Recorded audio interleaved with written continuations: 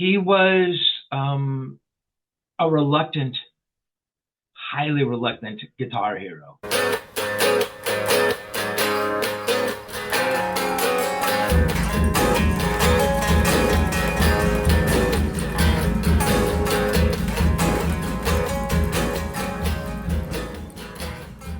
Welcome to Feedback Def. I'm Sabby Arcade, the apostate music journalist. My guest today is author Steve Rosen, who's written books on Jeff Beck, Prince, Randy Rhoads, Bruce Springsteen, Black Sabbath, Bad Company, and rock music as a whole. He's also written for Rolling Stone, the LA Times, Guitar Player, Guitar World, and too many other publications to name here, back in the time when print media budgets afforded journalists the ability to be sent all expenses paid on location to cover bands.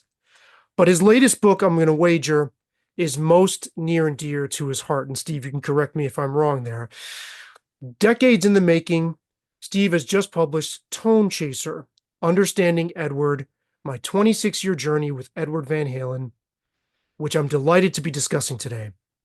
Steve, it's good to have you. Thanks for joining me. Very happy to be here, man. And thank you for that exhilarating introduction. I appreciate that. I'm glad to hear it was exhilarating. Speaking of exhilarating, in the realm of rock books, right? Like the types of books that end up in the music section in the bookstore, I never expected I'd encounter pulse-pounding suspense. But your book starts with a genuinely suspenseful account of you finally working up the nerve to approach Eddie Van Halen about writing his biography. This is in 1985, 8 years into your relationship with him. I don't know how much we want to spoil it for readers who haven't read it, but can you talk about how nerve-wracking that was? Because that was genuinely suspenseful. I love that question. I've really never been asked that question. And when I was writing about it, I thought, do other writers feel this way? You know, they're going to write a book on somebody, or they approach somebody. Is there trepidation? Are they nervous? Is it just another gig? You know, and I'm just not wired like that. And I've never been wired like that. I've had the great good fortune of meeting and talking to the greatest guitar players in the world, you know. And at any given time, I'm about 3 seconds away from turning into the ultimate sycophant and having to leave the room because I can't believe I'm sitting there with David Gilmour or Gary Moore or Peter Frampton. I mean, my respect for these people is just remarkable.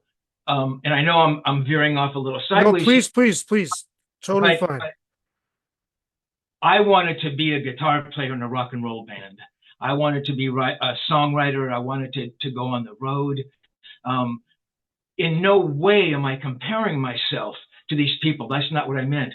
But for them to have been able to do that for a livelihood and creating these bodies of music and these records, that's what I wanted to be. And journalism sort of came to me. It's like, well, you know, if I, you know, I'm writing about these bands, I'm hanging out with them, maybe I can approach them about, hey, I wrote a song and, you know, would you listen to a song? It doesn't work that way. These guys, you know, that's not how they're wired. They're doing their own thing. But so getting back to the original question, I had ultimate respect for these people. And these previous books sort of had come to me from a publisher. Hey, you know, would you like to write a book on Free and Bad Company? I go, oh my God, I'd love to do that. You know, I interviewed those guys and I knew them, but it's not like I was reaching out to them and saying, hey, Paul, would you, you know, sit down? Can we kind of write a book about you?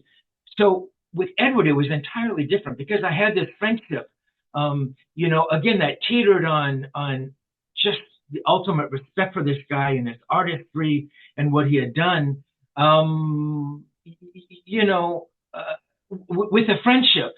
So yes, when I finally found the nerve that day to confront him, and I was confronting him, it was like, Rosie, you got to do this.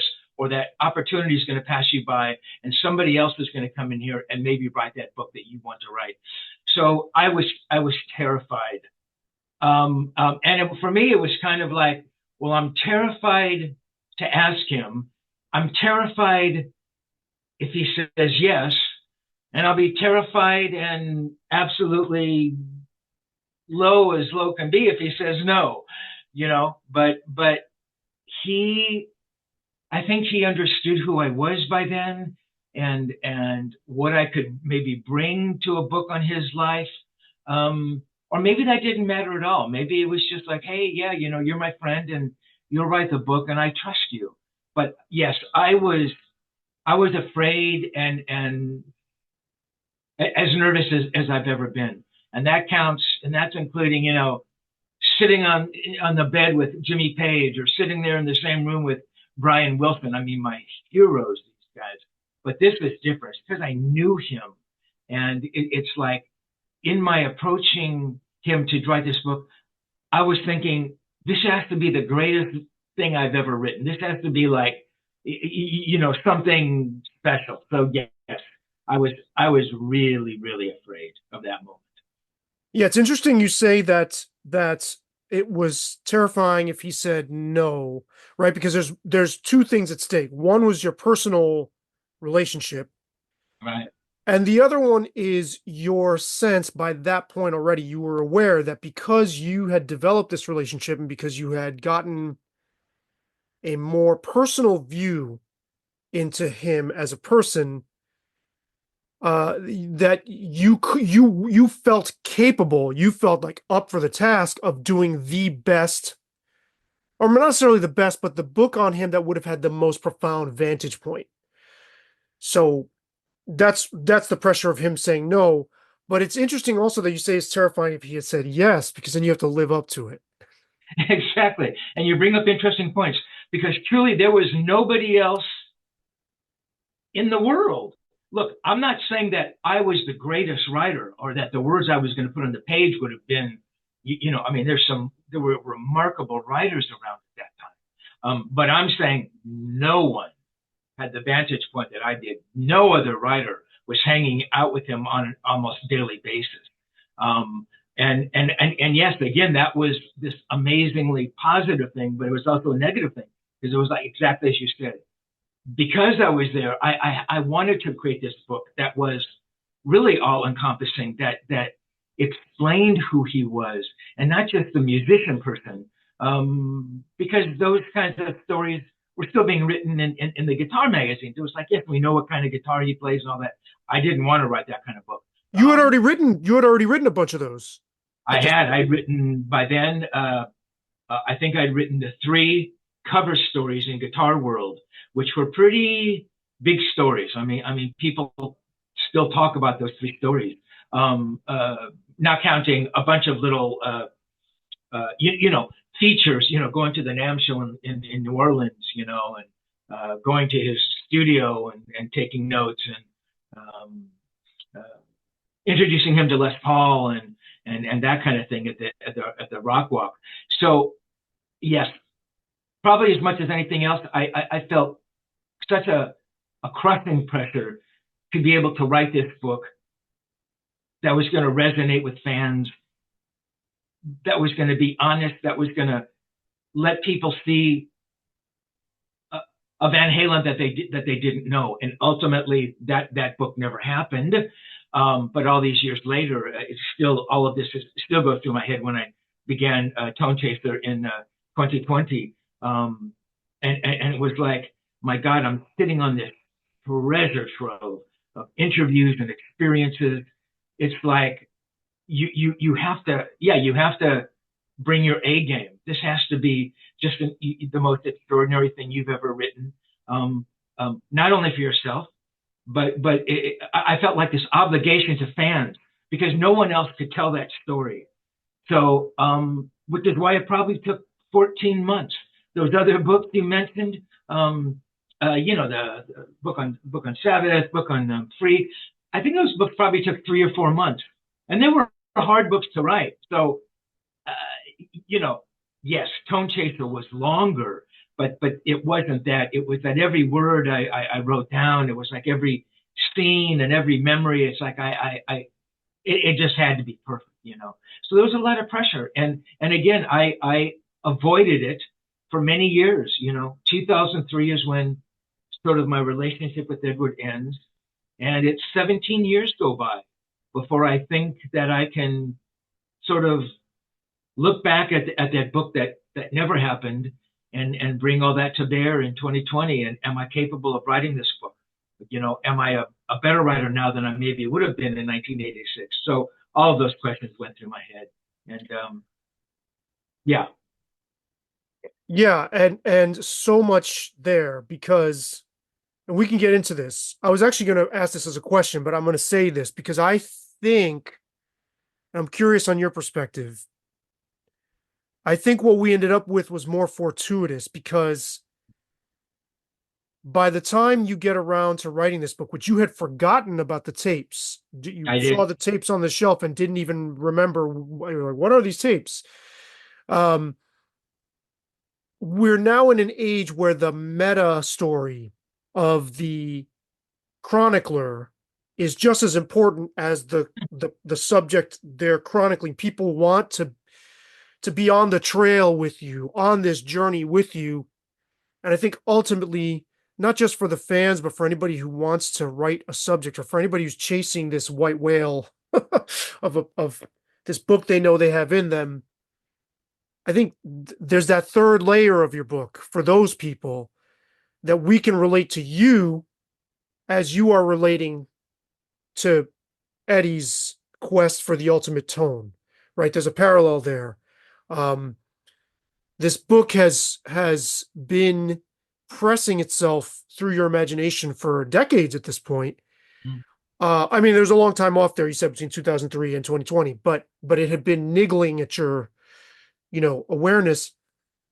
And that parallels his search for the ultimate tone as well. So I feel like life kind of conspired to bring us this book instead of the more traditional biography, even though your biography would have gone deeper.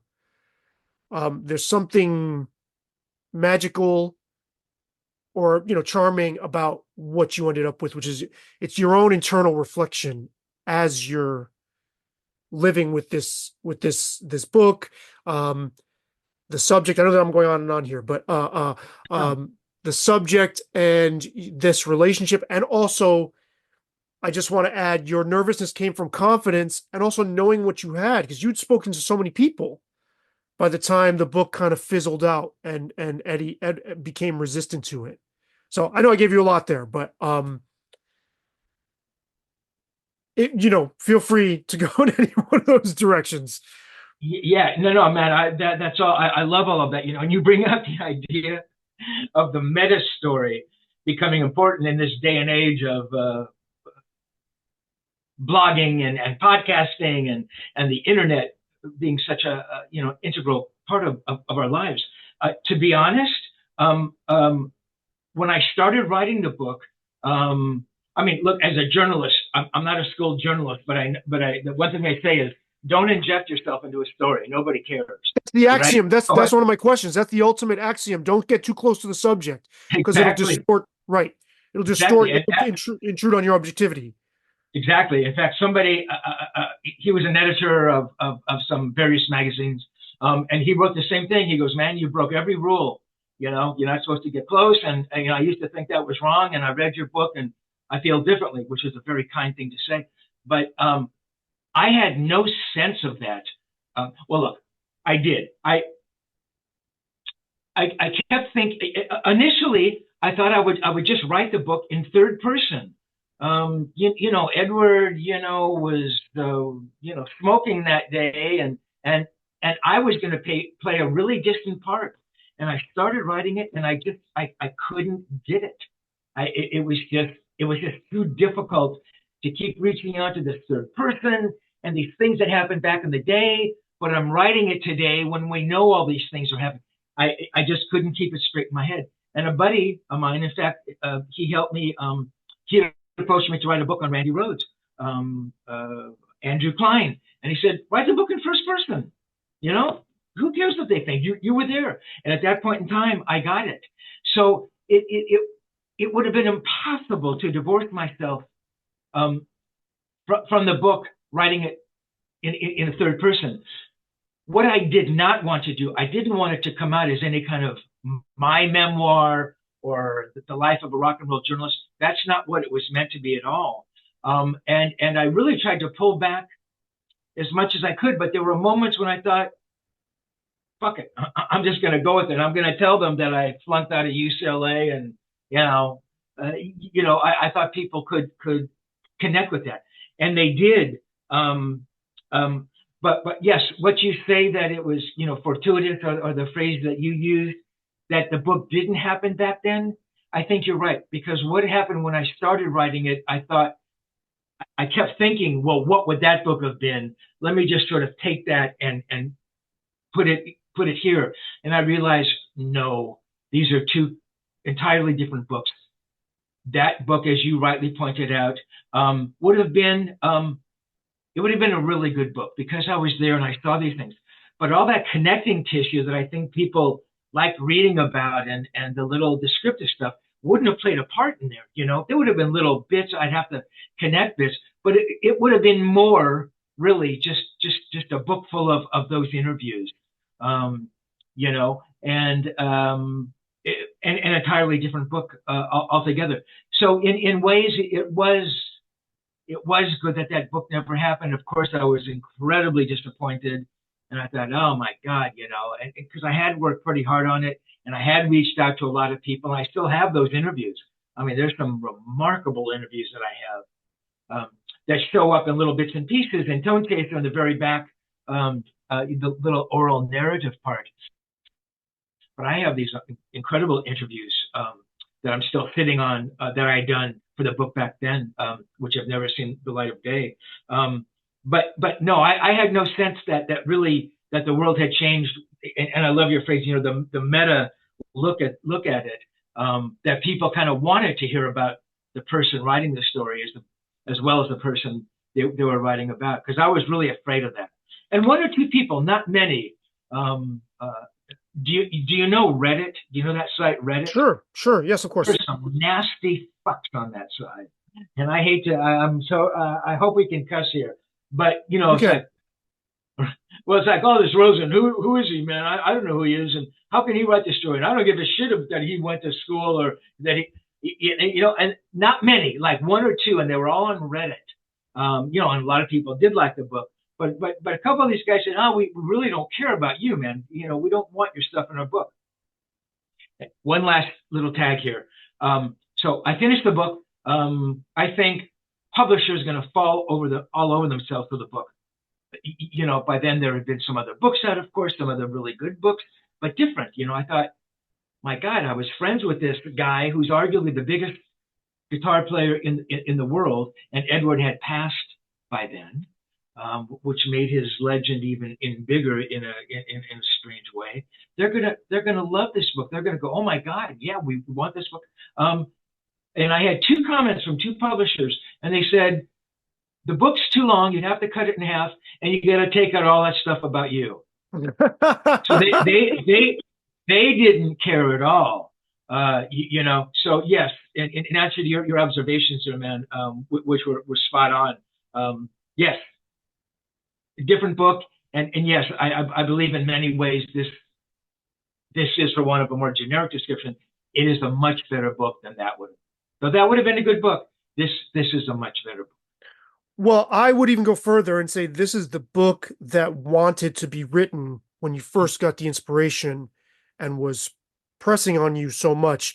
We're often driven by something invisible, and for me, the proof is your cat starting to wake up at 3 a.m, wake you up at 3 a.m, which it had never done before, which, really got me thinking that there was something in the machinations of the universe that was calling you to do this, because there's very few people that can write from the perspective of having formed a friendship with the people we all want to read about.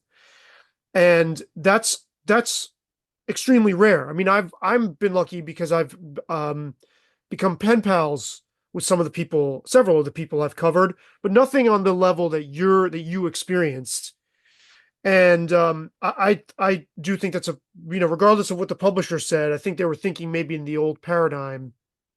People do want this. They do want to see what it's like, not only of the interview subject as a human being within a friendship, because we hardly ever hear those stories, but also from your shoes, So I think the story is fascinating from that perspective as well.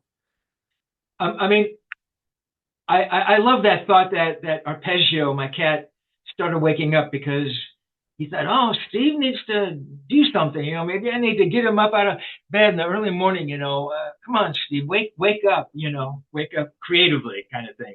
I love that idea. And it was weird because it only started happening a little before I started to think about the book. And again, as you described it so wonderfully, it started to weigh heavily on me. Like, I need to really think about this. So who knows? I mean, maybe it was 2019 when Arpeggio started waking up, and over the course of months, had a couple friends. I did some podcasts with them. I used to sell guitar picks on eBay, collectible picks, and so I did this one show. His name was Fruitcake Tony, and he kind of really liked my Van Halen stories back in the day. He goes, man, you got to write that book. You got to write that book. Every time I'd be on or he'd email, you got to write the book. And it was like, enough, Tony. Back off, bud. But that kind of that incessant thing, and I really started thinking about it.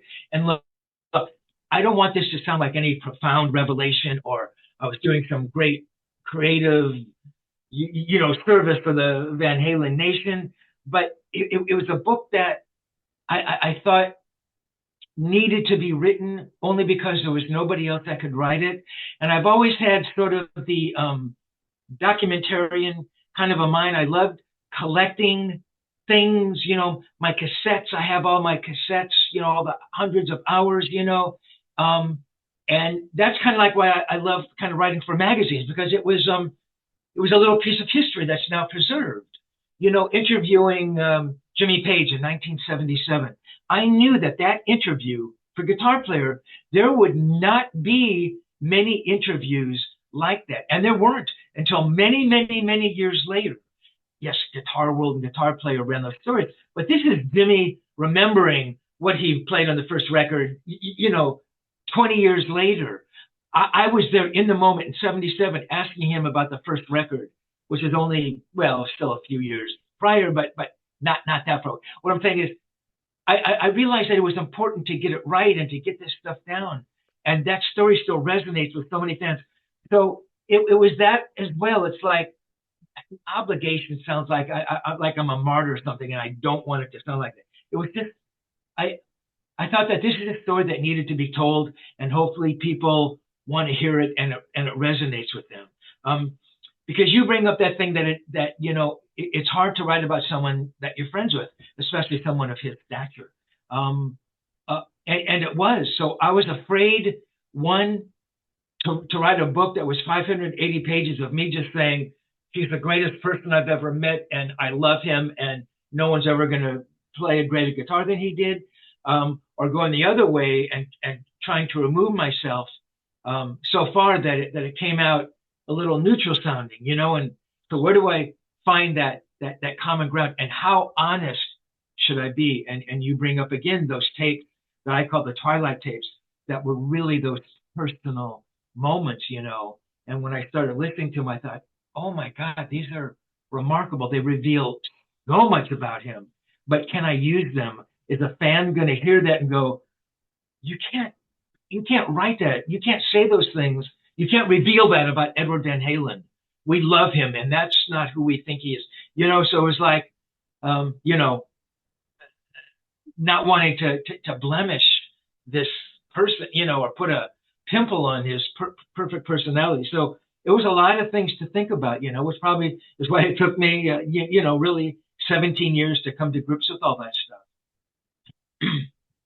Sure. And you talk about, obviously in this specific context, but I think this applies generally. You know, when we as the public have a perception of a public figure, someone who's very accomplished, the analogy you use is like the tellings of that person's life are like a floor to ceiling bay window, and everything's clear and you can look right through, and there's no obstruction onto the more, not superficial, but the more surface aspects of that person's life. Our view is perfectly clear, but the view into the person is a tiny window. You described it as the size of a guitar pick. And I think what you're talking about is really instructive, because we want to sort of freeze these people in a place where we can worship them because of what their work has meant to us. And a lot of times we don't want to see the feet of clay in there. And obviously your book, you know, is going to invite, I haven't seen the comments on Reddit, but I would imagine people are assuming that you're riding coattails and trying to make a name for yourself based on him. But I wouldn't say that applies here, because you went ahead and put the book out yourself anyway, and you already had a body of work well outside of Eddie Van Halen. This is more a book that compelled you. You talked about obligation, but there are moments where we feel compelled to kind of deliver a message, and that something feels right about doing that. And you talk about the Jimmy Page example. I think that's completely legit. I love that word, compelled. That's the word. You know, and just getting back to the Reddit thing. What one guy said is, oh, Edward only kept Steve around to have him write stories about him. Right. Like Edward Van Halen couldn't have reached out to any freaking writer, any magazine, you know. So I thought that was a little inane. But yes, you're right, you know, and again, that phrase, you know, Van Halen's fans are rabid. I mean, they worship him, and that's and it's that element, I think, that catapulted him beyond everybody else. I mean, look, he was an extraordinarily amazing guitar player. You know, I would venture to use the word genius, because of everything else he did, building his own guitars, and his pursuit of the ultimate guitar tone. But I mean, there were a lot of amazing guitar players around at that time. You know, and Van Halen, you know, George Lynch and Warren DeMartini, Rusty Anderson, who later and still is in Paul McCartney's band, Terry Kilgore, who's another Pasadena guy. I mean, these are amazing guitar players. So I'm trying to understand, well, what is it that Edward had that other guys didn't have? And I don't think it was a musical thing.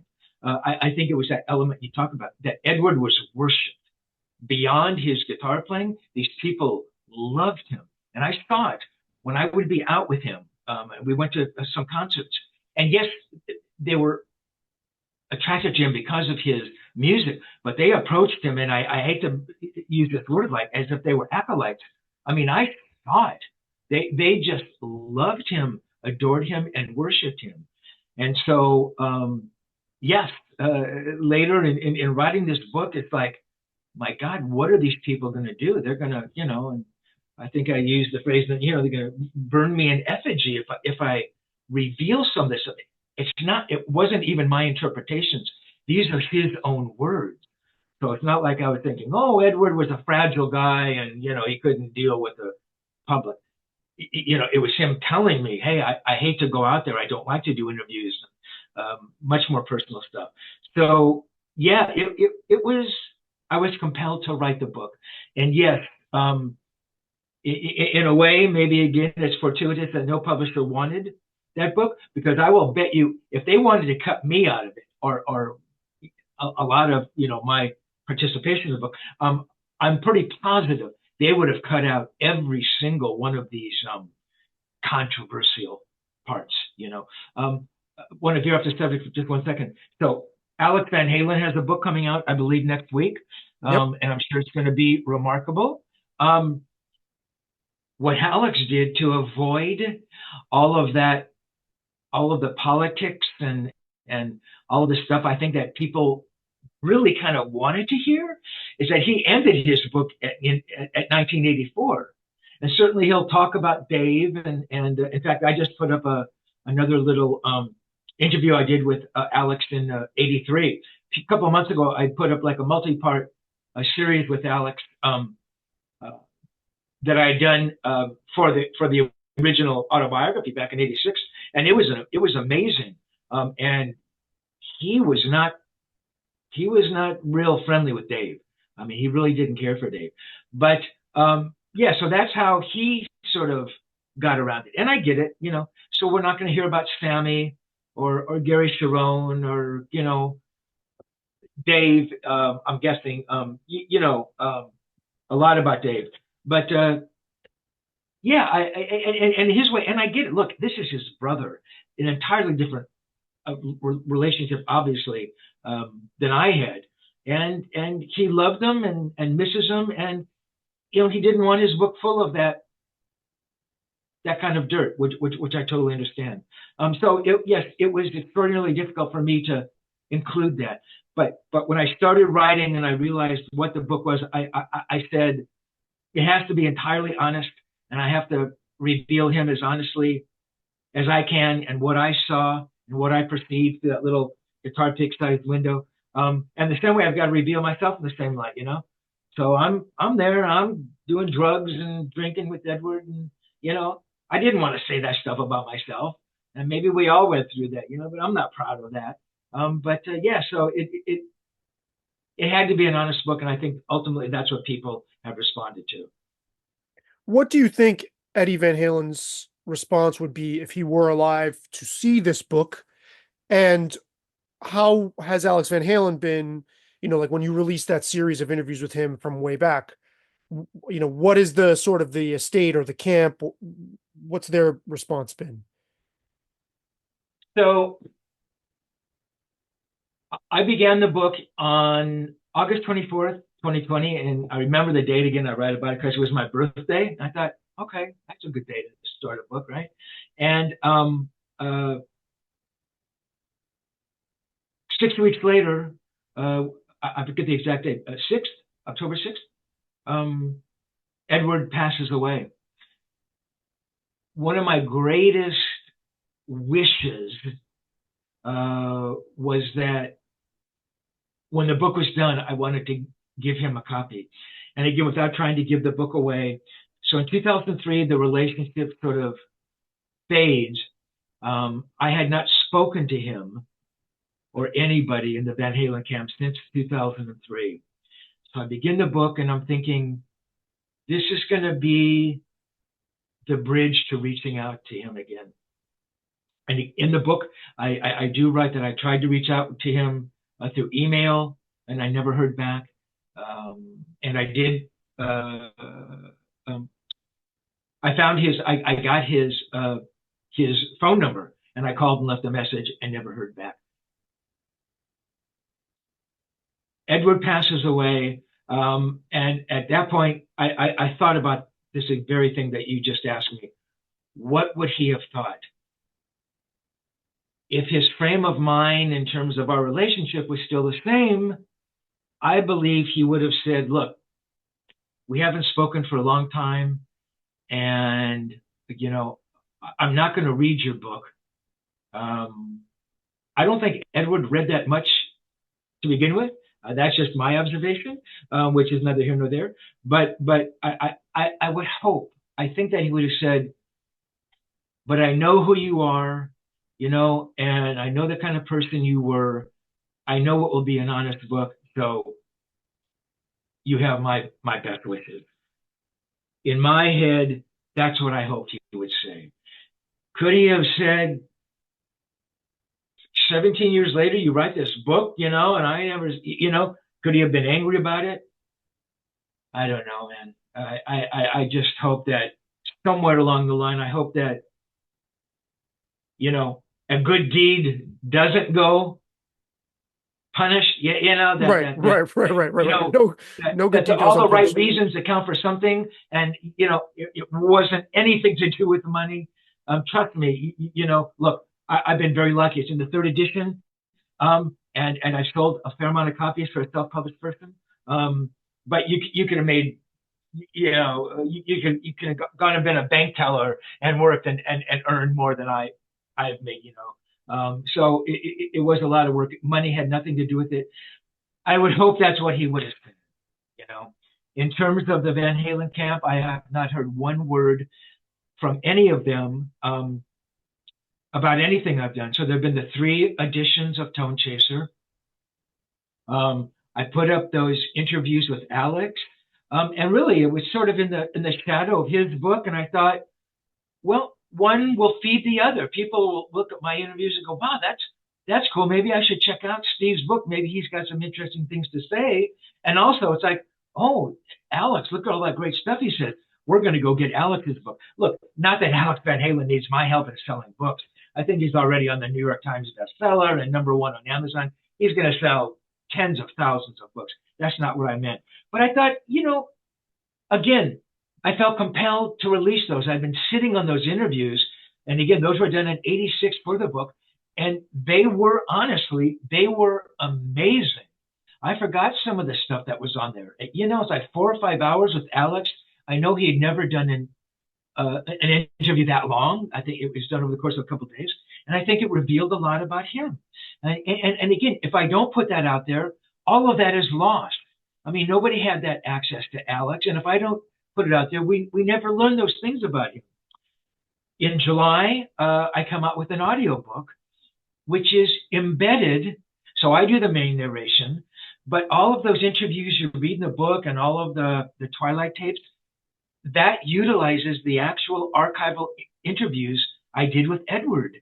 And I think it's amazing. My God, you're hearing, if for no other reason, look, you know, the book aside, you're hearing interviews with Edward from 78 and 79 and 80, and you're hearing his voice, and you can hear him smoking the cigarettes, and there's a few places where he's noodling on guitar, stuff you've never heard before. That's amazing to my ears. And I thought, well, maybe they'll respond about that. And they haven't. And look, I'll be completely honest.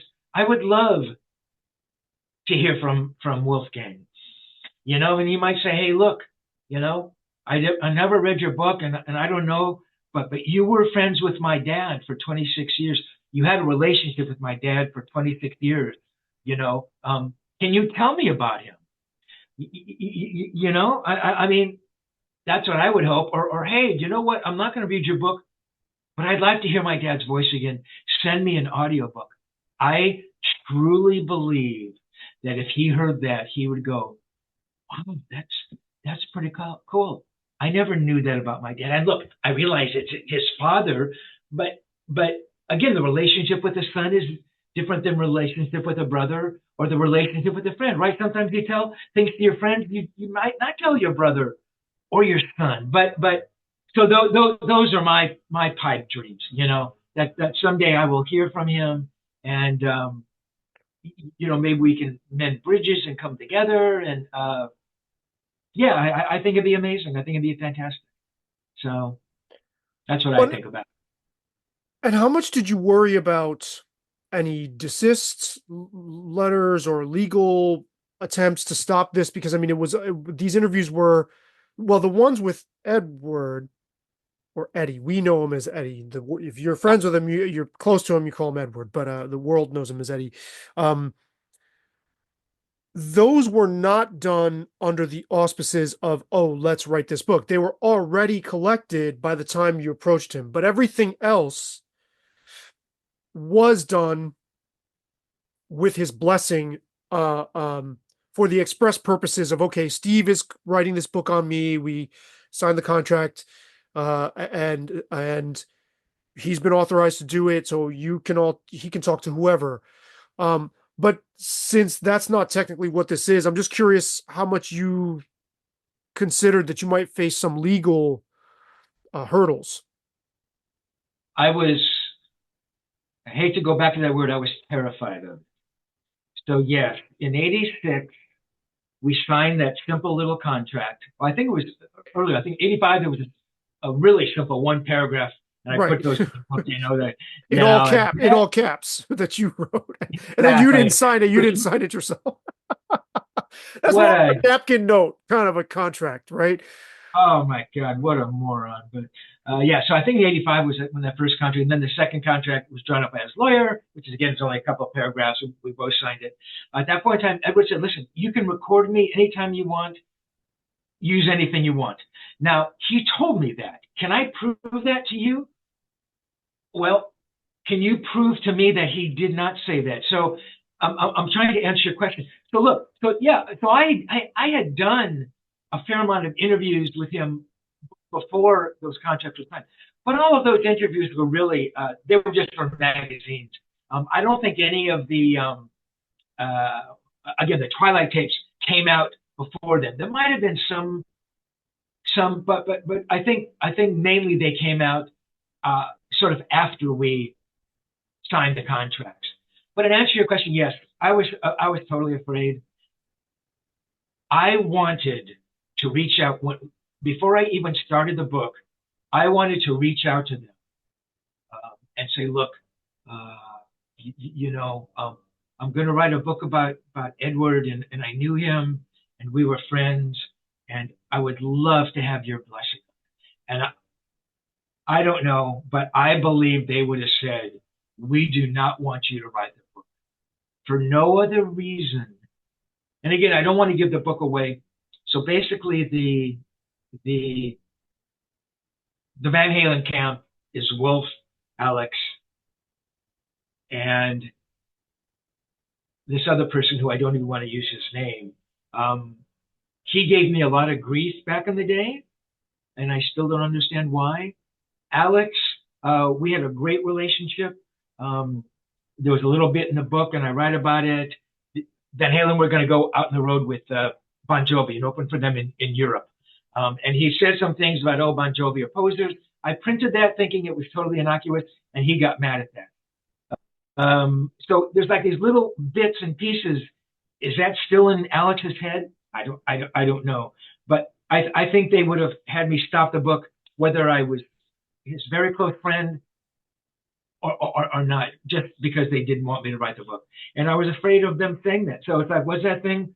Go ahead and do it and ask forgiveness as opposed to asking about it beforehand and having them say no. So I went ahead and did it. And honestly, when that book was out and I started shipping books, I kept waiting for that letter to come or that email come. And, and the second edition, I thought the same thing. Third edition, putting that stuff up with Alex, even though it was all amazing stuff. Look, the legalities of it is that's mine. Alex knew he was being interviewed. That's my property. Could they have, with the cease and desist, we're going to come after you? Of course they could. Would I have taken it down? I would have taken it down instantly. I hardly want to incur the wrath of the Van Halen camp. The audiobook, I thought, what are they going to say about that? And they haven't said anything. And again, in my mind, everything I've done is so positive. I mean, the audiobook is so great. And you hear him going through these different emotions, and what he was like in 78 and 79, and then later and dealing with Sammy. I mean, none of it doesn't exist anywhere else. I'm not saying that Edward didn't do interviews with other writers. He obviously did. But there were very few writers, if none. Well, nobody had the amount of interviews I did going back that far.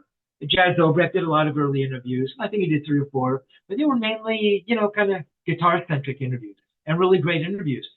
Brad Talinsky, who wrote Eruption with Chris Gill, a fantastic book, interviewed Edward. I think it was kind of like the 90s. So this stuff that I had in the book, nobody had. So yes, I was compelled to put that audiobook together. And the response again has been great. It's been amazing, and I think it's an important document. Yeah, I mean, the sticky aspect is he knew he was being recorded all those times where you guys were just rapping back and forth. But I guess someone could argue, well, that wasn't what these were for originally. But the thing is, you're not exploiting those interviews. You're looking to humanize the subject. That's the impression I got anyway. And to show us who he was, like I said, as a person, which I think is honoring who he was, and you're not doing it at his expense. I don't think. Now, again, I'm not in his family. I'm not a business associate of his, you know, don't manage his estate. So they're looking at that probably from a different perspective.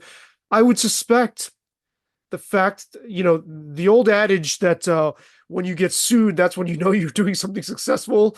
I think the opposite holds true here, is that, no news is good news, I would think. Because I can't imagine they're totally unaware of the book. Again, I don't know. But I can't imagine somebody hasn't found out, or the word hasn't gotten back to them, and you know maybe they don't think they have either legal grounds or even a reason to prevent this. This is not besmirching his legacy at all. I would argue that it's not. Other people can have their opinion, but I don't think so. Right, right. No, and I agree. And honestly, there's a third option there. Is that, well, yeah, this guy wrote a book. There's been many books written about my father, my brother, and it's like, okay, it doesn't even amount to a blip on the radar. Certainly in the shadow of what Alex's uh, book will be. I mean, again, sight unseen, it will sell more than every other book ever written about Van Halen. I'm quite positive of that. But yeah,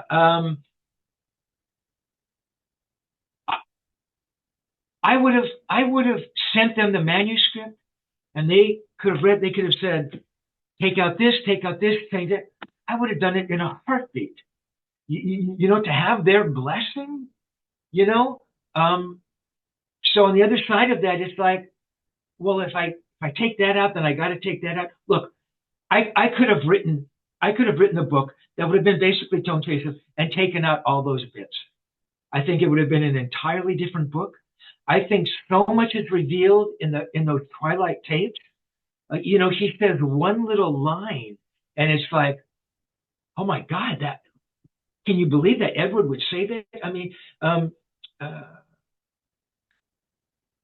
in one of them, he's talking about, and maybe this is just in a normal interview, and even sections of the normal interviews that we would do, or an interview for a magazine, we would kind of veer off and we would get kind of deep, and that's why. And I know I'm jumping subjects here.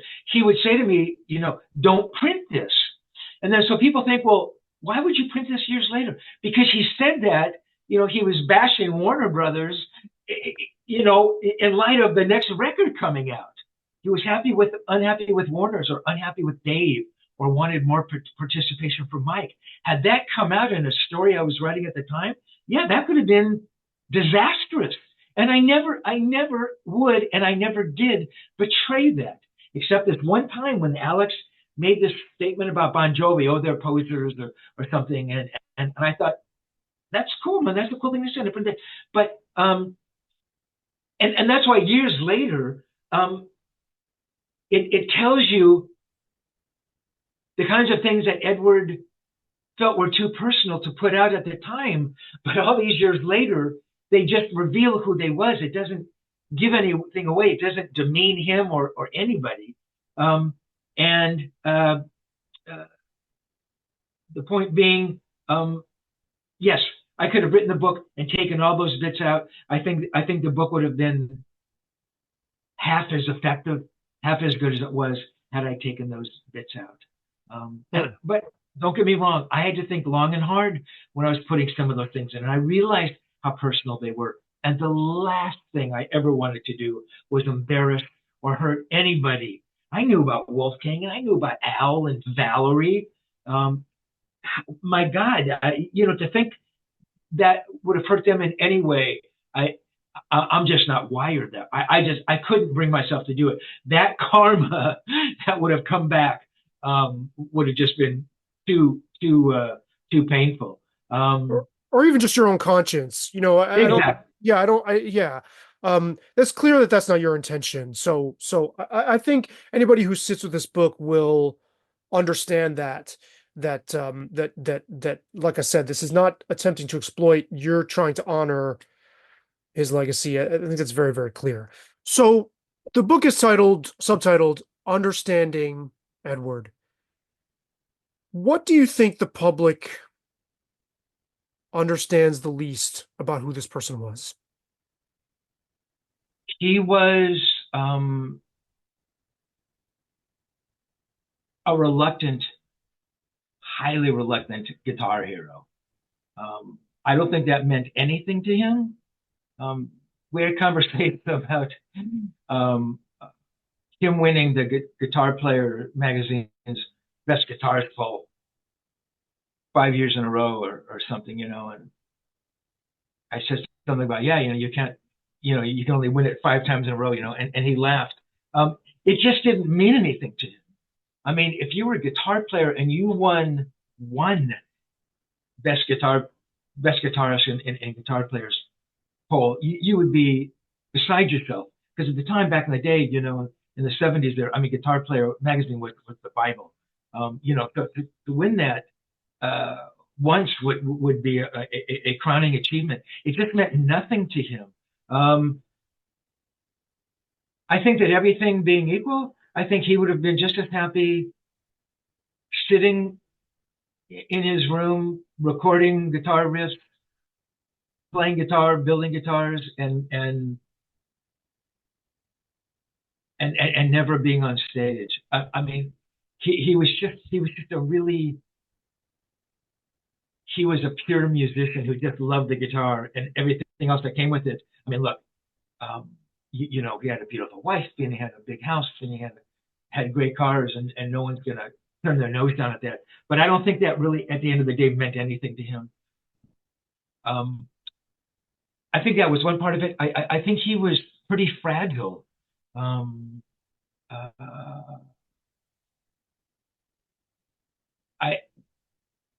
I always said that for Edward, the ultimate thing for him was respect. And if he felt disrespected, I don't think he ever let go of that.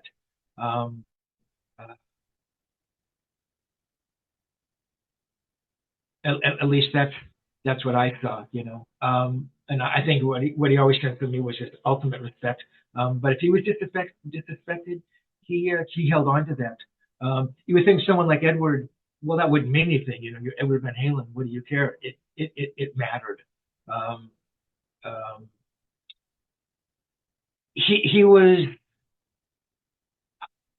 in many respects, way more complex than anybody understood.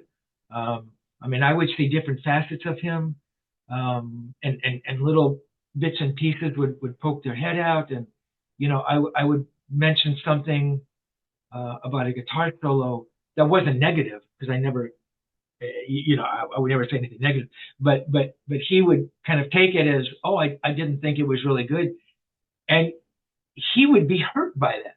It's like, which says to me that what I said mattered to him. And I was just this guy, it's like, you're Edward Van Halen, this body of work you've created, and yet what I would say would matter to him. And I think that's a remarkable human being. I'll tell you. I think you could sit in a room with a lot of guitar players and say things. I don't think they give a shit what you said. They wouldn't respond to it. So he was really aware of that. This might be an insane thing to say, and this is just my conjecture. I don't know if Edward had a lot of really close friends. I'm not saying he didn't have an orbit of people and that he was constantly being bombarded, but I don't know if there were a lot of people where he could kind of sit down and just have these conversations. I'm not saying I was the only person he did that with. Obviously, he did that with Al, but I don't think there were a lot of other really, really close friends that he had. I know that he had the one friend, and I'm sorry that I forget his name, and I write about it in the book, and his friend passed away, and that was devastating to him. So you think that he had this huge social circle of friends, and he was always going out and this and that. He never went out, right? You rarely saw Edward going out. I think we saw him at that one Tool show, the guy wanted to take a picture, and he early in the day, he'd go out to concerts, but not much, not much at all. And when I saw how people reacted to him, I mean, part of me could understand that. It was unbelievable. I mean, it was like every guitar hero in the world had just showed up, and he was just overwhelmed. And when he did NAMM shows, it was the same thing. And he hated doing the NAMM shows and being sort of this pet poodle on display. And answer your question, man, that's just so hard. It was kind of these subtle things. I think it was more fragile. I think that the drugs and the alcohol and the smoking, though the smoking didn't really change his personality, but maybe it did. In an addiction, he had to have a cigarette in his hand constantly. I think ultimately, and again, this is my perception, and I've seen other people who are heavy drug users, that over time, I mean, it does change you organically. I mean, it changes your chemistry. And I think it did that to him. And on top of that was this pressure, pressure from Warner Brothers and pressure internally from the band and the marriage and maybe his health. And I think all those things sort of came together in this very horrible, toxic cocktail, which is sort of, kind of what led to the dissolution of our friendship. Or, and again, I put this out there, maybe it was something that I did or I said that I'm totally unaware of. I don't think it was. It's not, I mean, I didn't steal a guitar. I didn't, criticize Valerie. I mean, but maybe it was something that I said, or I think more to the point, it was things that other people were whispering in his ear about me. But it's a difficult question to answer. I just think the fragile part of him, the respect thing, he was a reluctant hero, and that person you saw on stage was not who he was. He seemed full of confidence. Again, his guitar playing was second nature, and he would strut around, but that's not who he was. There was this entirely different side of him as well. So, and I suppose that's what I tried to write about in the book. I tried to, reveal who that person was, understanding Edward, right? Right. It's telling that it's hard for you to sum that up in a nutshell, that it's, 580 pages worth of almost incrementally showing different facets, like little subtleties that are hopefully revealed or come to light throughout, as you unveil these conversations you had with him. There is a journalist named BLAIR FISCHER who started randomly on a lark, somehow came across an email address for Eddie Van Halen in 2015, and this was like an AOL email address, which was dated, way behind the times at the time. He's like, "Oh, you know what? Screw it. Let me write to this email address. There's no way. First of all, there's no way this is the right email address. Second, or current email address. Second, if it is, there's no way he's going to answer." And they began a series of correspondences. And Fisher was knocked out that, that, Eddie seemed to care about his criticisms of his work and would write him like pages and pages in response. Similar to what you're describing, the conversations were fairly roaming and ranging, free ranging. One of the things that totally knocked me out was he seemed to have regretted that he didn't play piano instead of guitar, that he didn't become established on piano. And it's like, wow, to think that somebody who, is on par with Jimi Hendrix is completely revolutionizing an instrument would have had that thought, would be wistful about and feeling like there was something else he wished he had done instead. That completely knocked me out. I couldn't believe it. I mean, that's interesting. I mean, we never talked about that specifically.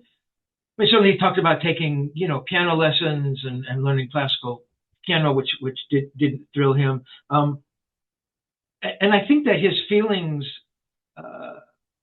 about that come from his respect for his father, who wasn't a classical horn player, but played jazz and probably could play classical. I think it was sort of, I think that was the reason why, like, hey, my dad wanted me to play piano. Again, I'm surmising here, and I never did. I'm sorry I didn't. Which is why we see, keyboards, coming into play so much more later on in their, discography, as it were. But yeah, he never said to me, man, I wish I played guitar.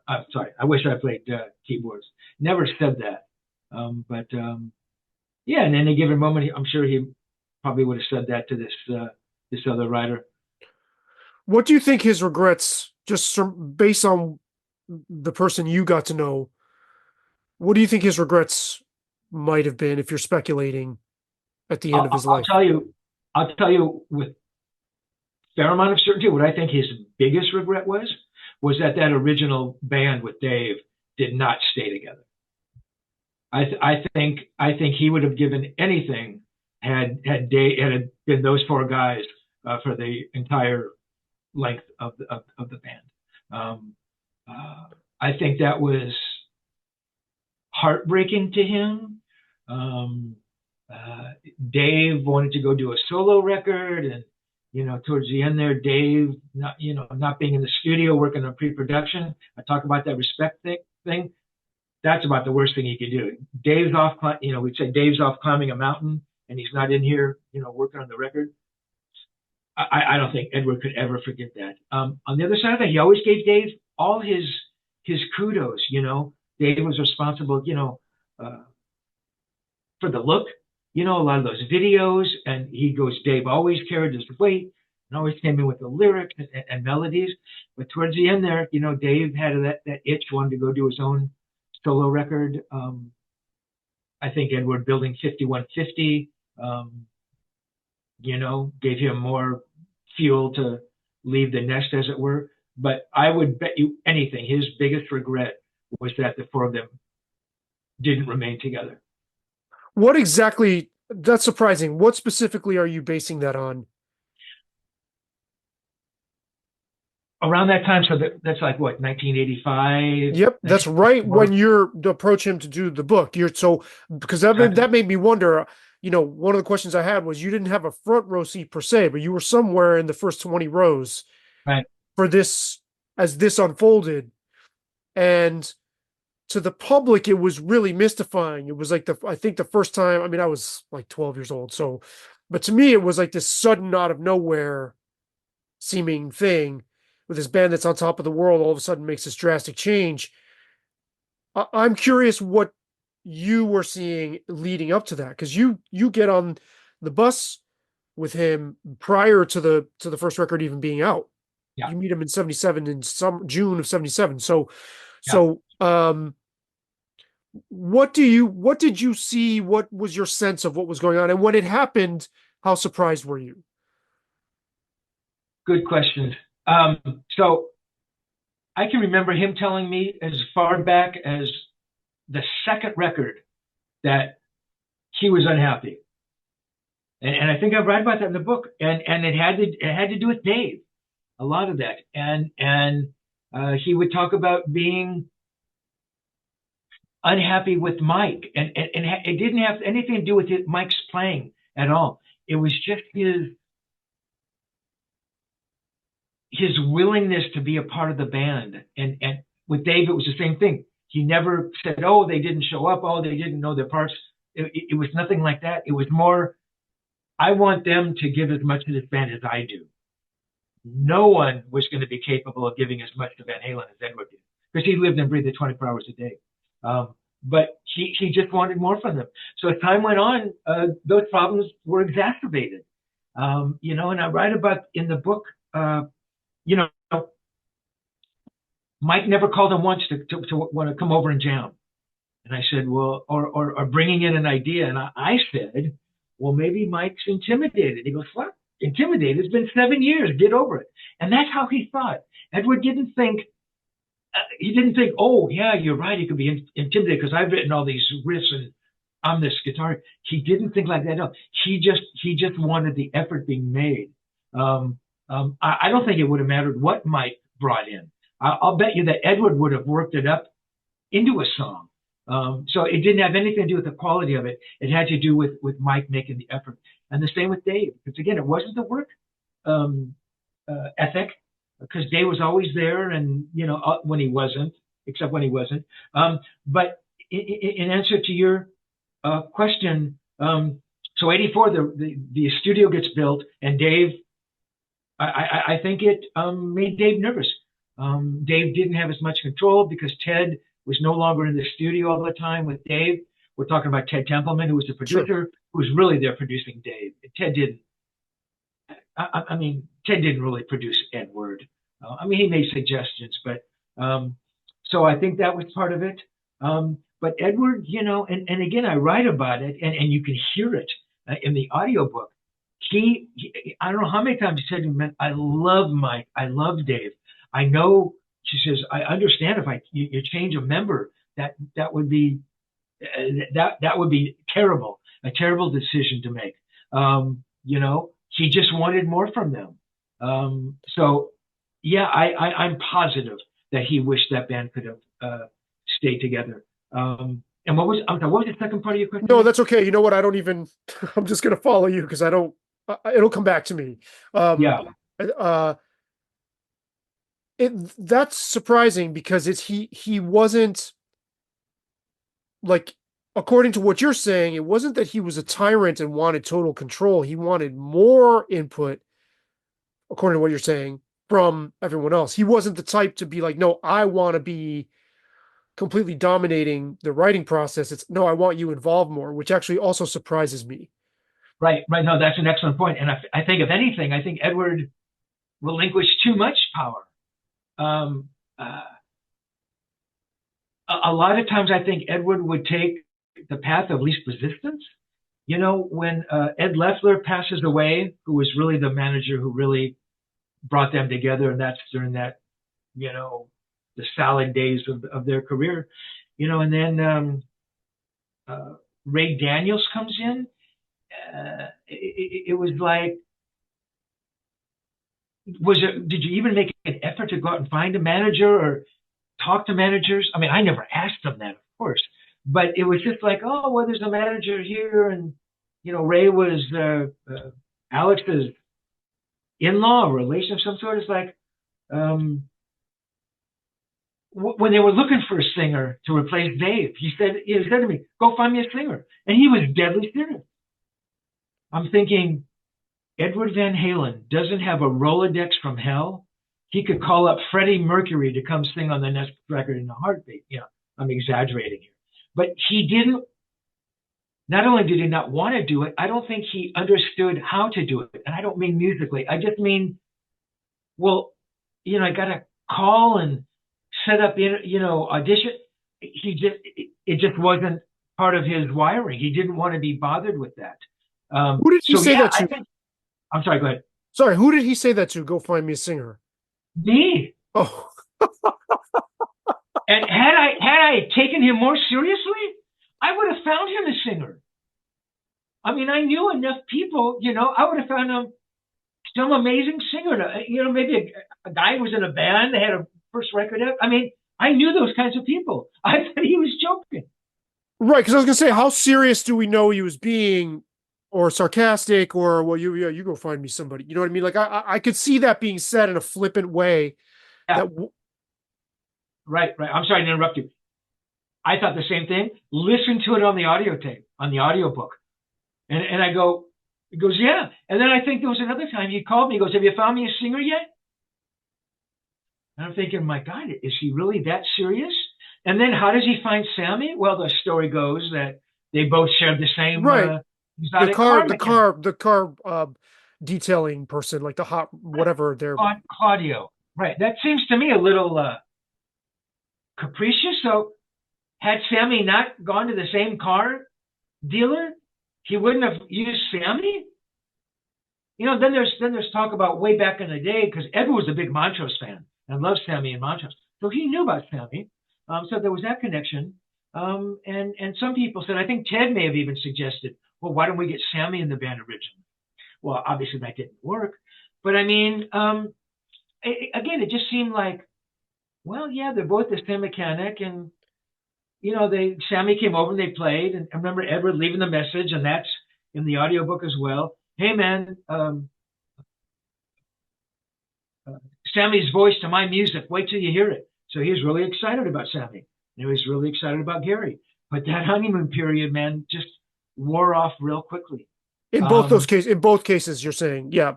Both cases. I mean, Gary lasted the one record. Sammy did, I don't know, 3 or 4 records.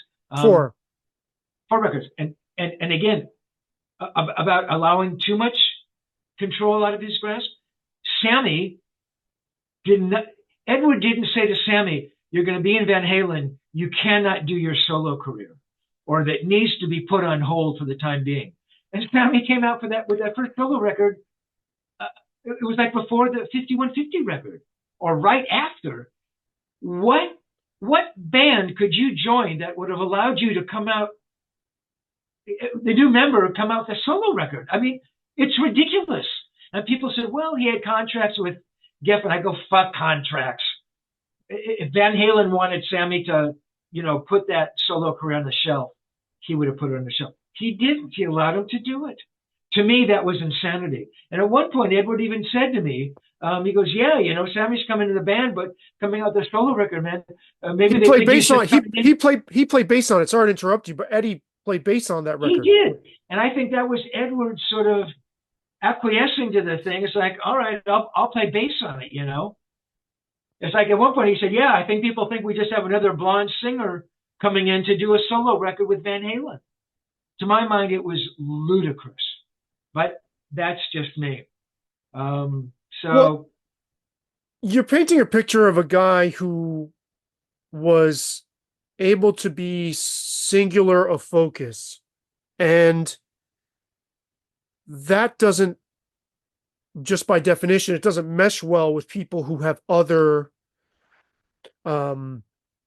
dimensions in their lives. Not that he wasn't a father and he wasn't into cars and all the other stuff, but he seemed to me like, the way you describe him tinkering away at his studio, if that person were born and in their 30s today, might just be totally happy just doing YouTube clips from his garage or something, like guitar. Oh, here, I did this with my guitar and I adjusted this pickup. Like, obviously he had a compositional drive to be a composer too, but I wonder, like, with people like that, they don't always make room for other people to be with them in that space, even as they are demanding that other people be with them in that space. You know what I'm saying? Like, I'm not, even if they had taken him up on it, I'm not sure he would have had the tools to run with them being, okay, fine, we're all in on this with you. I'll help you build 5150. I'll fucking, nail boards in the corner or whatever. I don't know how somebody with that makeup really can deal with that. I understand what you're saying. I saw that with he and Valerie. I mean, they loved each other. They doted on each other. He adored her. And I write about it again. We'd be out in the studio, it'd be 5 a.m. We've both been doing drugs, and and the phone would ring out in the studio. And it was obviously Valerie. I mean, who else was going to call him at 5 a.m? And he said, yeah, I'm coming in, honey. I'll be in an hour. And he treated her with respect, and he loved her. And it said he would be in an hour. I'd go home at 6, and I'll bet you anything he'd stay at the studio until noon. I mean, even someone like her, who was in the spotlight her entire life and had people pulling her. And again, I write about, I don't think she understood what the care and feeding was for someone like him. I mean, you're talking about, and I don't know if these comparisons work. I mean, you're talking about, Mozart and Beethoven. I mean, these guys, that's all he did. But when you say that, it was hard for him to find the space for these other people, even Mike and Dave and Al, who he obviously loved. Yeah, I think that was difficult for him because I don't believe there was anything else in his life but music and everything. Even though, he loved Wolf, he loved his family, I think that all sort of came just a little bit secondary to the music. And again, it's not saying he didn't love his family and Valerie and try to take care of them as well as he could. But yeah, maybe Dave and Mike could have given everything to him, and maybe it still wouldn't have been enough. I don't know. Which is why you think of people like, well, I mean, the Beatles. I mean, they were only together for a couple of years. That's a bad example. You think of the Stones. My God, how do Mick and Keith? What is that magic that they have? I mean, that's such a rare thing. Two people like that whose lives are obviously bound up in the music. But I think I don't think that it's a 24-hour-a-day gig for them. I think they have families and they have other pursuits, and I think maybe that's why that worked. With Edward, it was kind of all or nothing. So yeah, I don't know. And yes, Edward was a family guy, and he understood at that point in time. That's when Sammy's wife was pregnant, and he understood that. And he said, "Man, you should be there with your wife, and this and that, But again, it was, I guess, the blow up was over the Twister soundtrack, and Edward wanted Sammy to write new lyrics, and Sammy didn't write new lyrics. Again, man, the truth lies somewhere there in the middle. Right. I don't think we've ever gotten a clear. This is the other thing too.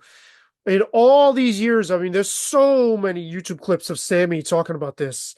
Yeah. No, and that's not to disparage him because it's an interesting topic, but it's like I don't get the sense that these two adult human beings ever truly cleared that up. Like it to me, or the David Lee Roth relationship, none of it seems like when he died, a lot of this stuff seemed very unresolved. And you talked about the family thing. People who have that that drive to fulfill creation or whatever it is, it could be something else, right? It doesn't have to necessarily have to be creative. They will often tell you that they are very invested in their families, and they wouldn't say that the music comes first. Like they say, "Oh no, my love for my son or my love for my family." The thing is, though, I think, as particularly for men or anybody who has that gene in them, there's something in the brain that convinces you that you're doing it for your family, right? That by following this irrepressible urge, right? I'm currently reading Moon Unit Zappa's autobiography, and she talks about her father. I mean, it's so apparent this guy was just pulled to his basement studio at the expense of everything else. And I don't think that was conscious. I don't think in Zappa's case it was like, no, I don't care about my kids. I think he would have told you he did, but didn't quite know how to overlap them. I think that's a challenge for anybody that has that, any parent, even that you want to have your own selfhood. It's like, oh, I love my kid. I'm doing everything for my kid. Well, until my kid's pulling me away from this thing I need to do, right? Right. Well, yeah, I guess my point is, but there's a part of you that feels like, well, I need to do this on behalf of my family. And that gets very blurry. Exactly. And I understand what you're saying. You bring up a great point. So I want to amend what I said about Wolf. Wolf's birth changed Edward's life.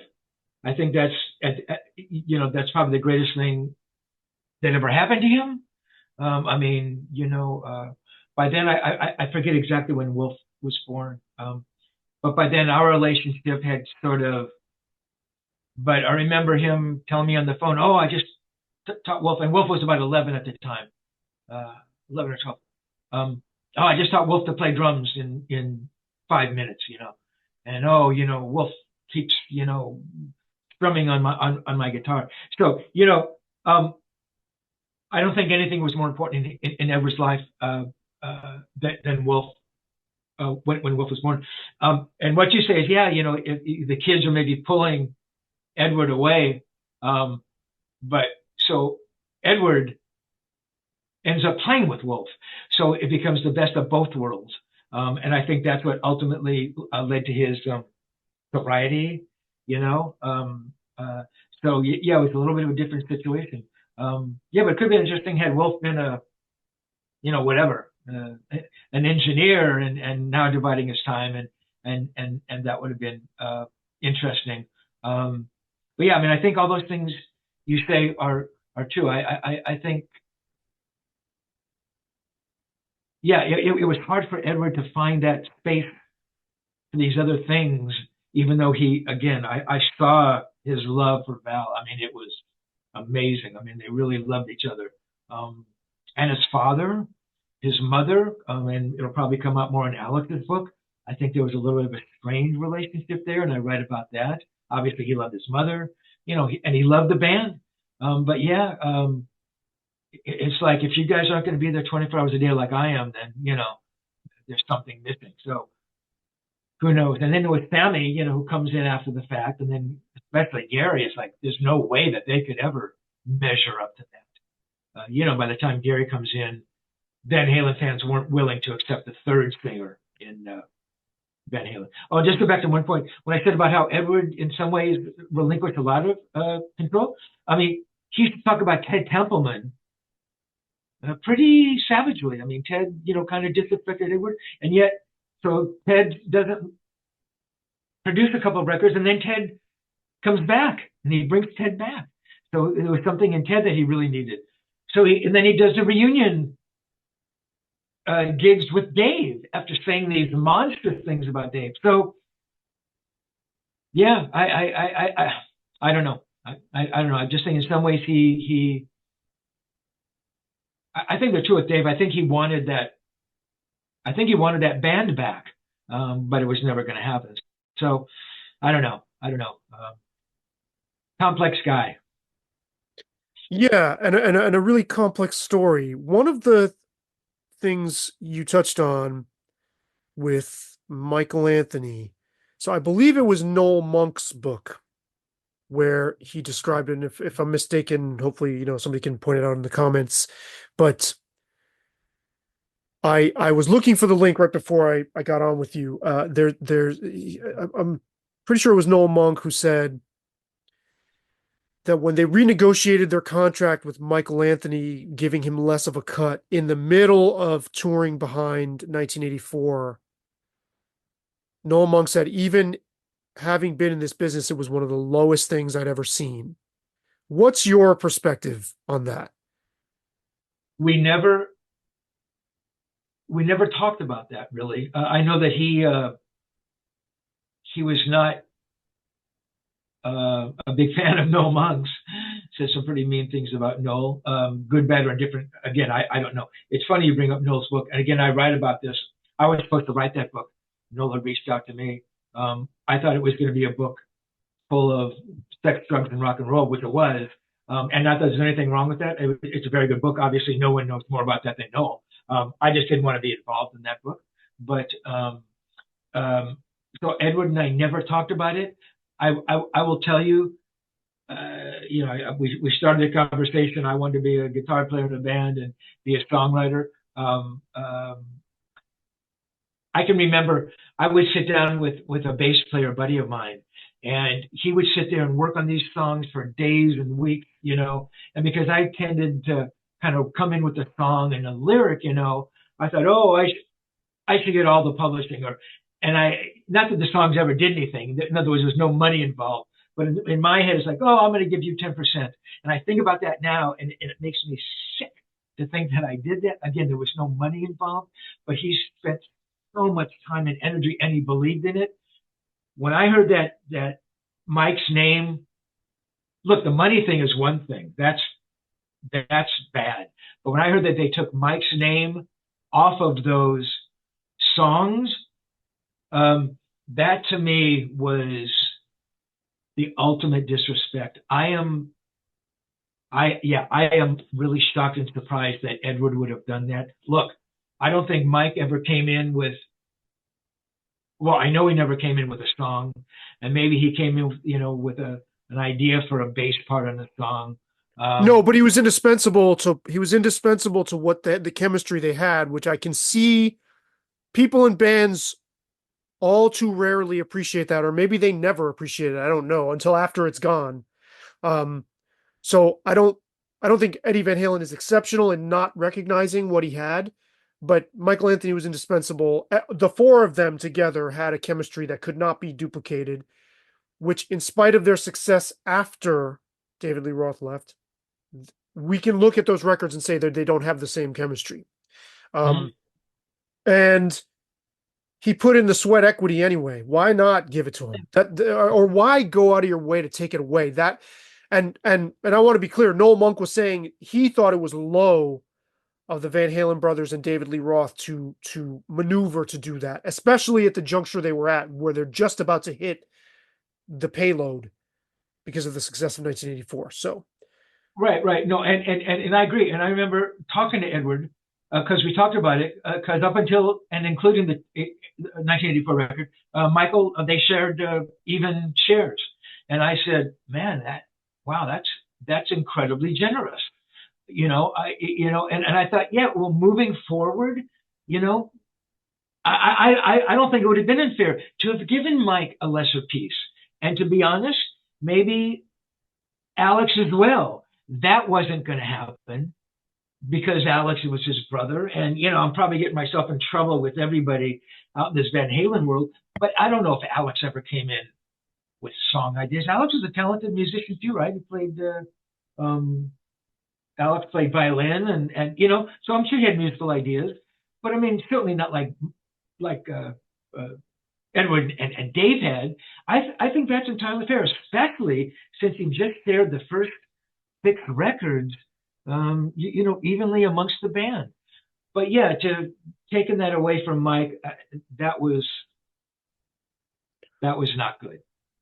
And he didn't have to do it. It's like, why would you do that? And yeah, I don't know. I don't know. We never talked about it, so I don't know what was in his head, but that was wrong. But that doesn't jive with the person you knew. No, exactly.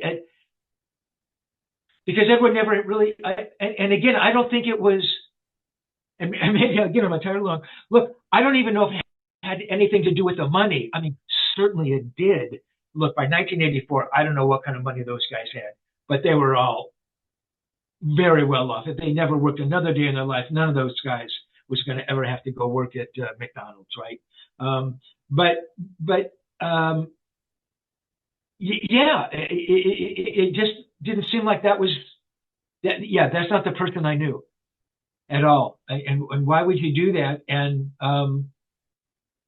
again, I think it just had to do with building on, again, Mike not bringing enough to the band. Maybe in the back of, again, I'm just hypothesizing here. In the back of Edward's head was Wolf becoming a bass player. I don't know. Was that in the back of his head? That wouldn't come for years later. Yeah, I don't know why he did that. It was a spiteful thing to do, and he wasn't that person. Look, he could, in his way, he could be an alpha dog, right? I mean, just by nature of who he was, and you kind of listen to him because of who he was. But yeah, to do that was not in his nature. That was a mean-spirited thing to do, and must have hurt Mike terribly. I mean, had to. So right, and the thing that not only did it hurt him, but then to stay in the band and endure that even afterwards, that to me is the ultimate indignity, is to have to take the relationship from there. It's like being in a marriage that you put all your sweat equity into, blood, sweat, and toil, and then all of a sudden someone says, okay, now you got to go sleep in the guest house and stay in the marriage with me. Yeah, no, I agree with you. I mean, I guess the other side of that is Mike didn't have to go on tour or stay in the band. Obviously, he loved the band. He didn't want to leave the band, which I totally understand. Yeah, it was strange. You know, I think it was just something that was building from some of these earlier comments I made about Mike not, maybe trying hard enough. And again, I write about a conversation in the book, or Edward is overhearing an interview Mike is doing, and Mike is talking about a solo record. And Edward says, "Oh, you're doing a solo record, huh?" And knowing Mike wasn't doing a solo record. So I don't know, man. Maybe it was just little things. Edward just didn't want to share that creativity anymore. I don't know. I don't know why he did that. What do you pin down the friction between him and David Lee Roth, which apparently, according to either both of them or at least one of them, was there in some form from the beginning? There was something sort of always, even right from the start, out of alignment between them as people in the way they meshed. However, musically, not so much, right? Like it was all there musically, but there was something sort of out of joint, like that seemed like it just couldn't be fixed. And you kind of see clues. I mean, David Lee Roth is a much more multifaceted person. Eddie Van Halen is a much more single-minded. David Lee Roth is the type of person that, at least he claims, anonymously became an EMT just to do it. Rock climbs mountains, and so like these things that require a ton of dedication, right? That's not going to sit well with someone who's like, I'm all Right. in on this one thing. Yeah. But what do you attribute that friction to? Well, it absolutely goes back to day one and prior to day one. We know the stories about, Dave had the other band in Pasadena, and Edward now thought he was a horrible singer. He thought he was, look at the way he dresses and this and that. They were absolutely polar opposites. Edward understood that he needed somebody like Dave, not necessarily Dave, but somebody like Dave. Edward wasn't going to be the singer. He wasn't that kind of a front guy. So he knew he needed somebody with that kind of an outgoing personality. Alex really hated Dave. I mean, he really, really disliked Dave. And that's when I think it was Alex who suggested, well, he really can't sing, but he's got a PA. Let's get him in the band. And literally, that's what happened. And I think that thing that was there only got worse. It never sort of mended itself when they became friends. Edward said, I was never friends with Dave. We never hung out. But Edward did understand what Dave brought, and that chemistry did work. And then when it became that disrespect thing started happening, and Dave wasn't there when he should have been in pre-production, according to Edward, Dave would say things, Valerie can't, no girlfriends on the bus, or Valerie's got to watch what she says on David Letterman. And that made Edward crazy, because that's the ultimate disrespect, the MTV Awards, Dave did his thing. That made Edward sick. They were just absolutely different personalities. Edward told me he never knew what one of Dave's lyrics was, because I don't know what he was writing about, which didn't really mean anything. I suppose there's a lot of guitar players who don't know what their singers are writing about. They were just such different personalities, But on the other side of that, Edward always gave him credit for what he did, and realized he could not do it without Dave. And again, we go back to that thing when I said he was heartbroken when the band broke up, because as much as maybe, he didn't get along with Dave, or Mike wasn't bringing it, he understood what that was, and he wanted that band to remain intact. Right, because it was never actually clear to the public while this was happening whether he quit or they fired him. Even that they couldn't agree on. Right, exactly. Right. Exactly. And then there's the thing when I guess Dave had already left, and that's when I can't remember my chronology exactly, but Edward goes over to his house and they're hanging out. Oh no, I'm sorry. This is a little bit later, I think. Maybe the Me Wise Magic. Oh, they're gonna do a greatest hits thing. Right. And Edward, hey man, Warner's wants to do greatest hits or whoever it was. And let's get a couple of songs together. And he said, yeah, man, I'm into it. I'm into it. And Dave says he's gonna bring it and do it, and he doesn't, and he just disappoints Edward again. I can't remember exactly what happened, but that was a pretty telling story when he goes and hangs out with Dave and they're smoking cigars, but then Dave says, "Oh, I can't sing that song. I won't sing that song." And I think I even said to Edward, I can't believe I did say it. If I did say it, I go, did you really think he was going to change? Because Dave wasn't going to change. Dave was who he was. He was an outsized ego. He tells everybody he would have made it had he never been the singer in Van Halen, which I think is the most absurd statement I've ever heard in my life. No. Look, Dave was a big enough personality that, yeah, he could have put a band together and he probably would have got a record deal and he might have done a small tour, but that would have been about it. But for him to say something like that and Edward hears that stuff, in fact, let me just back up a bit. Dave told me that after he was out of Van Halen.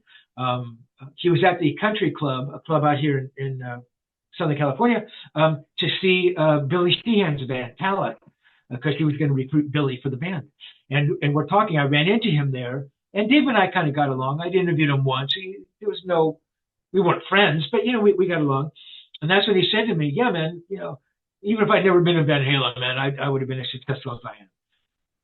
Edward knew that I'd run into Dave. When I got back, Edward really wanted to hear it, which tells me he was more than aware of the band that Dave had put together. We never talked about this, but he knew who Steve Vai was. He knew who Billy was. He was friends with Billy. And who's that drummer? Greg Bissonette. Yeah. Right. Those are A players. I mean, Dave was not a stupid guy. I mean, he found the best fucking players he could find. I mean, Steve Vai, I mean, come on, it wasn't Van Halen, and I don't think it was meant to be. But when I told Edward, yeah, Dave said, yeah, man, he would have been as big as he was had he never been the singer of Van Halen. I forget what Edward says. It's in the book. But that's the kind of stuff that, you couldn't make those kinds of comments to Edward. And that shows you exactly what that personality difference was. Dave truly believed it. In his mind, he truly believed, I'm sure he did, and I never had the conversation with him, that he was as important, if not more important in the band than Edward. And that's just not true in my mind. But so I do think that's not true. I do think that's absurd. By the same token, they wouldn't have gotten as far without him either. Oh, absolutely. And there is also the possibility that right after that kind of breakup happens, it's like athletes will talk themselves up. When you see a quarterback lose their star receiver, it's like, well, we're fine without so-and-so. And then the star receiver will be on the other team. No. I was who I was before. So-and-so didn't make me. With that being so raw and fresh, both camps were issuing statements similar to that. I don't know exactly what the Van Halen said, but they were loud about it too. And is it possible that he said that knowing that it would get back to Eddie Van Halen just through you? I never thought about that. It's possible. And yes, could he have been posturing a little bit? Certainly it's possible. Certainly it's possible. Sort of to add to this story, Alex has done a couple of interviews with Rolling Stone and New York Times. And I think it was in the Rolling Stone story. Because everybody's been asking, where's the tribute concert? Why hasn't that happened?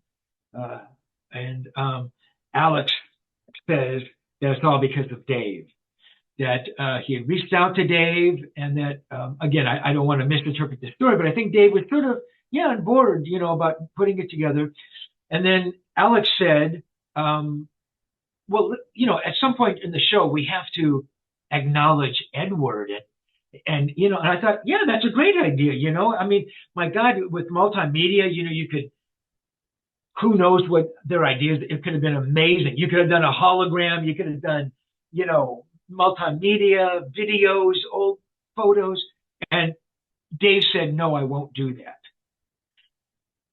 Again, and if Alex or the Van Halen people are reading this, don't scream at me. This is Alex's story.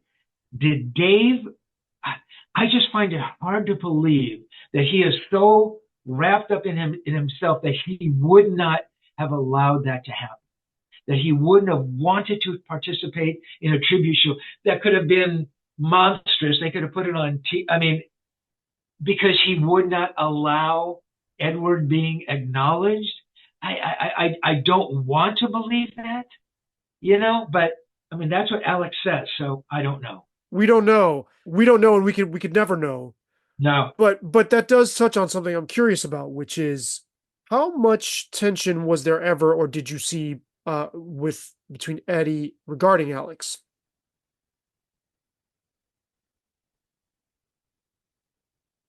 Not a lot, but I did see it. And I wrote about one episode that I thought was incredibly revealing of Alex and Edward. I'd flown out for Guitar World to interview Edward in, where were they? Joe Louis Arena, Chicago? I can't remember. And it's after the show, and it's a sellout show, and it was amazing. Everybody played incredibly, and I'm up in Edward's room, the hotel room, by now it's about, 3 or 4 in the morning, and there are drugs, but, I just, hanging out with him after the show. I mean, he was pretty elated and as he well should have been, the new band, first tour with Sammy. And there's a knock on the door, and it's Alex. And he comes in, and he was really upset. He was bummed. And the conversation, and I wish I could remember exactly, but I remember the gist of it with Edward. You get all of the attention and all the media, and everybody wants to interview you. And why is it always about you? And Edward, there was no bigger supporter or champion of Alex than Edward. He always brought up Alex in the interviews and loved his brother and loved his drumming and could not and would not play with another drummer, and he never did. Maybe Edward did some jams, and of course, it sure, but he never did a project with another drummer. And so I saw that. It was just so revealing, and I understood what that was, because I write in the book. And again, please, nobody confuse what I'm saying. My relationship with Edward is anything like Alex's. But Edward, when you were in a room with Edward Van Halen, there was nobody else in the room. And I mean, you could be in a room with him and Jeff Beck and Eric Clapton. Well, maybe those two you might have recognized. But he just was such a monstrous figure, and he really was. He was an icon. He was like every movie star and athlete.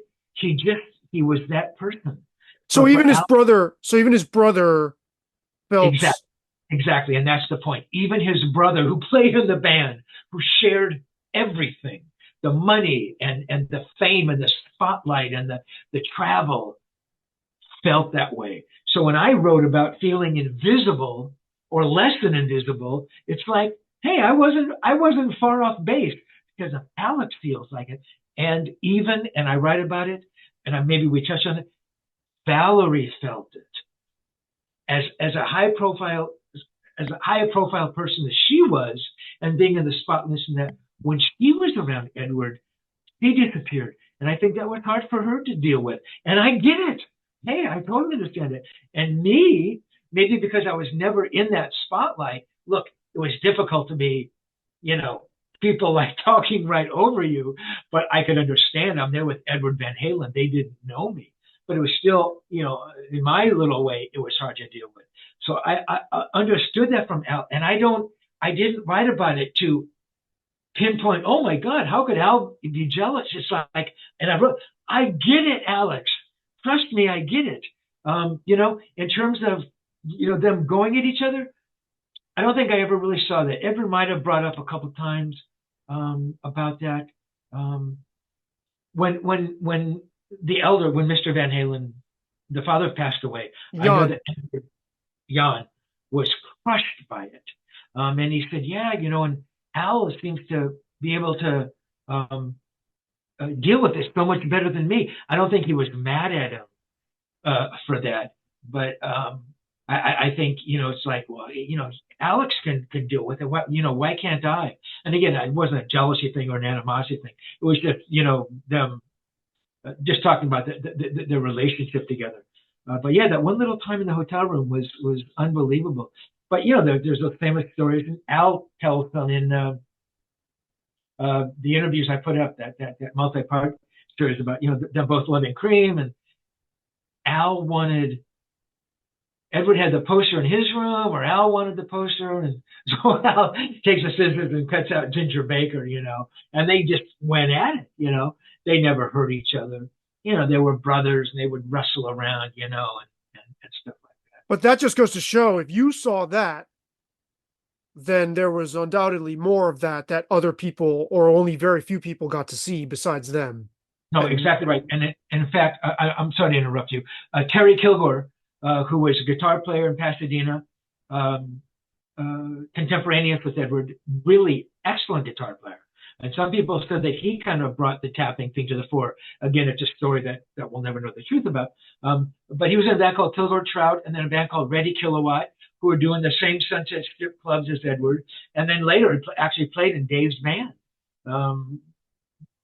which was great. I mean, he was an amazing guitar player. But he was around them a lot, and he saw them get in some pretty vicious fights. They were playing Gazaris, and Edward had to tune up, and Al and Terry was there. Al jumped on him. He said, "You can't tune up during a show." And Terry said, "He's got to tune his fucking guitar, dude." I mean, Terry had that kind of relationship. He could talk to them about that. So yeah, I think that happened a lot, a whole lot. I think, again, the other side of it, you know, was they loved each other like few brothers ever did. I mean, they were extraordinarily close. And, you know, Al, to this day, obviously misses his brother, and, you know, writing the book is his way to deal with that, you know, methodically a little bit. So congratulations to him for, you know, being able to do that. But yeah, I think there was a lot of that going on. So there's a story. Again, this is something I was looking for. I've so many links in different files and stuff, but there was a post that I came across recently where this guy went to Monsters of Rock, I believe it was Monsters of Rock, and checked into a hotel, you know, drove a few hours to one of the shows, and like, for whatever reason, Eddie Van Halen was in the hotel room across from him and his friends. So there's a knock on the door, and there's pictures with this post too of him like just embrace, you know, just, it's one of those fan shots that we've seen millions of. They knock on the door, and they're like, "Holy shit, it's Eddie Van Halen!" And he hung out with them leading up to the show, and they were like, "Whoa!" And he was just like hanging out in their room, and he told the story. Man, he was so relatable and such an easygoing, just a regular guy, almost like he wanted to be a regular person more than, you know, he wanted to be approachable. How does that line up with, because I mean, you tell stories about him showing up on your door randomly, knocking on the door, but how does that line up with what you saw? Yeah, and those early years, I think that's exactly who he was. So Monsters of Rock is 86, or I'm sorry, 88. 88. So that's well into their career, and that's 2 years into with Sammy Hagar. It is. I think it goes back to that same thing about being the reluctant hero. With the reluctant hero, I think, yeah, I just want to be this ordinary guy. So 88, he was still the Edward Van Halen that I knew. This remarkable guy who would come by the house and knock late at night, or come and play on one of my songs, or invite me up to 5150, or he was that guy. And I don't want to give the book away. And I don't know why this was happening. And I tried to write about it. By 90, 91, 92, 93, he was changing. He would not have gone and knocked on that person's door in 92. I don't know what it was, and I've tried to explain it. I don't know if the band in 92 was going through such turmoil. Again, if it was the label, was it management? Was it the marriage? Was it the drugs? Again, another hypothesis of mine. I think maybe, and again, I don't know this. Oh, maybe I shouldn't even say it, but I think maybe there were some health things that were going on early and stuff that manifested itself later, but maybe there were some little things that which would obviously change anybody, but he was a different person. It was not this open and giving and respectful person. He was a different person. And look, again, I've tried to figure this out. I go, is it because and people said, oh, you're hounding Edward to do that book, I never hounded Edward. I write about it in Tonechaser, because if I didn't talk about it, if I didn't bring it up, he never would have. It never would have been spoken about. So yeah, I probably talked to him, I don't know, maybe half a dozen times over the course of the 3 or 4 years I was working on the book. Hey man, do you think we could find time? And no, it's not the right time now. Why did I bring that up? The openness and the change in around 91. You don't know why, yeah. but right. So, but he was totally cool with me asking, and in fact, it was right around that time, probably about 88 or 89. I actually worked on the book for about 3 or 4 years when I realized the book was never going to happen. Did I sense any change in him at that point? Not really. He was still, by 89, he was still, I felt completely comfortable around him. And again, I don't know why. Just a few years later, he was a different person. And I never brought up the book again because I realized it was never going to happen. And had I brought it up, I think it would have antagonized him or made him angry. For all I know, Edward had forgotten about the book. He had a very short-term memory for some things. I would ask him something, and then the next day he'd forgotten I'd asked him. It was even bigger than that, So I introduced him to Les Paul at the Rock Walk, the induction. The next day, we're talking. I go, yeah, man, it'd just be great if you could kind of let me know when you're going to do those things. I'd love to be there and write about them for the book. And he goes, well, I didn't know till the last minute I was going to be there. I go, no, I get it, And I said something, yeah, I go, I was there. He goes, you were there? This is just the day before. I go, yeah, I introduced you to Les Paul. I go, oh. I mean, he had entirely forgotten that not only was I there, but that I introduced him to Les Paul. And it wasn't a conscious thing. It wasn't him trying to belittle me or saying, well, shit, yeah, so you introduced me. So he just didn't remember. I think his brain was so full of these other things. So I don't know, man.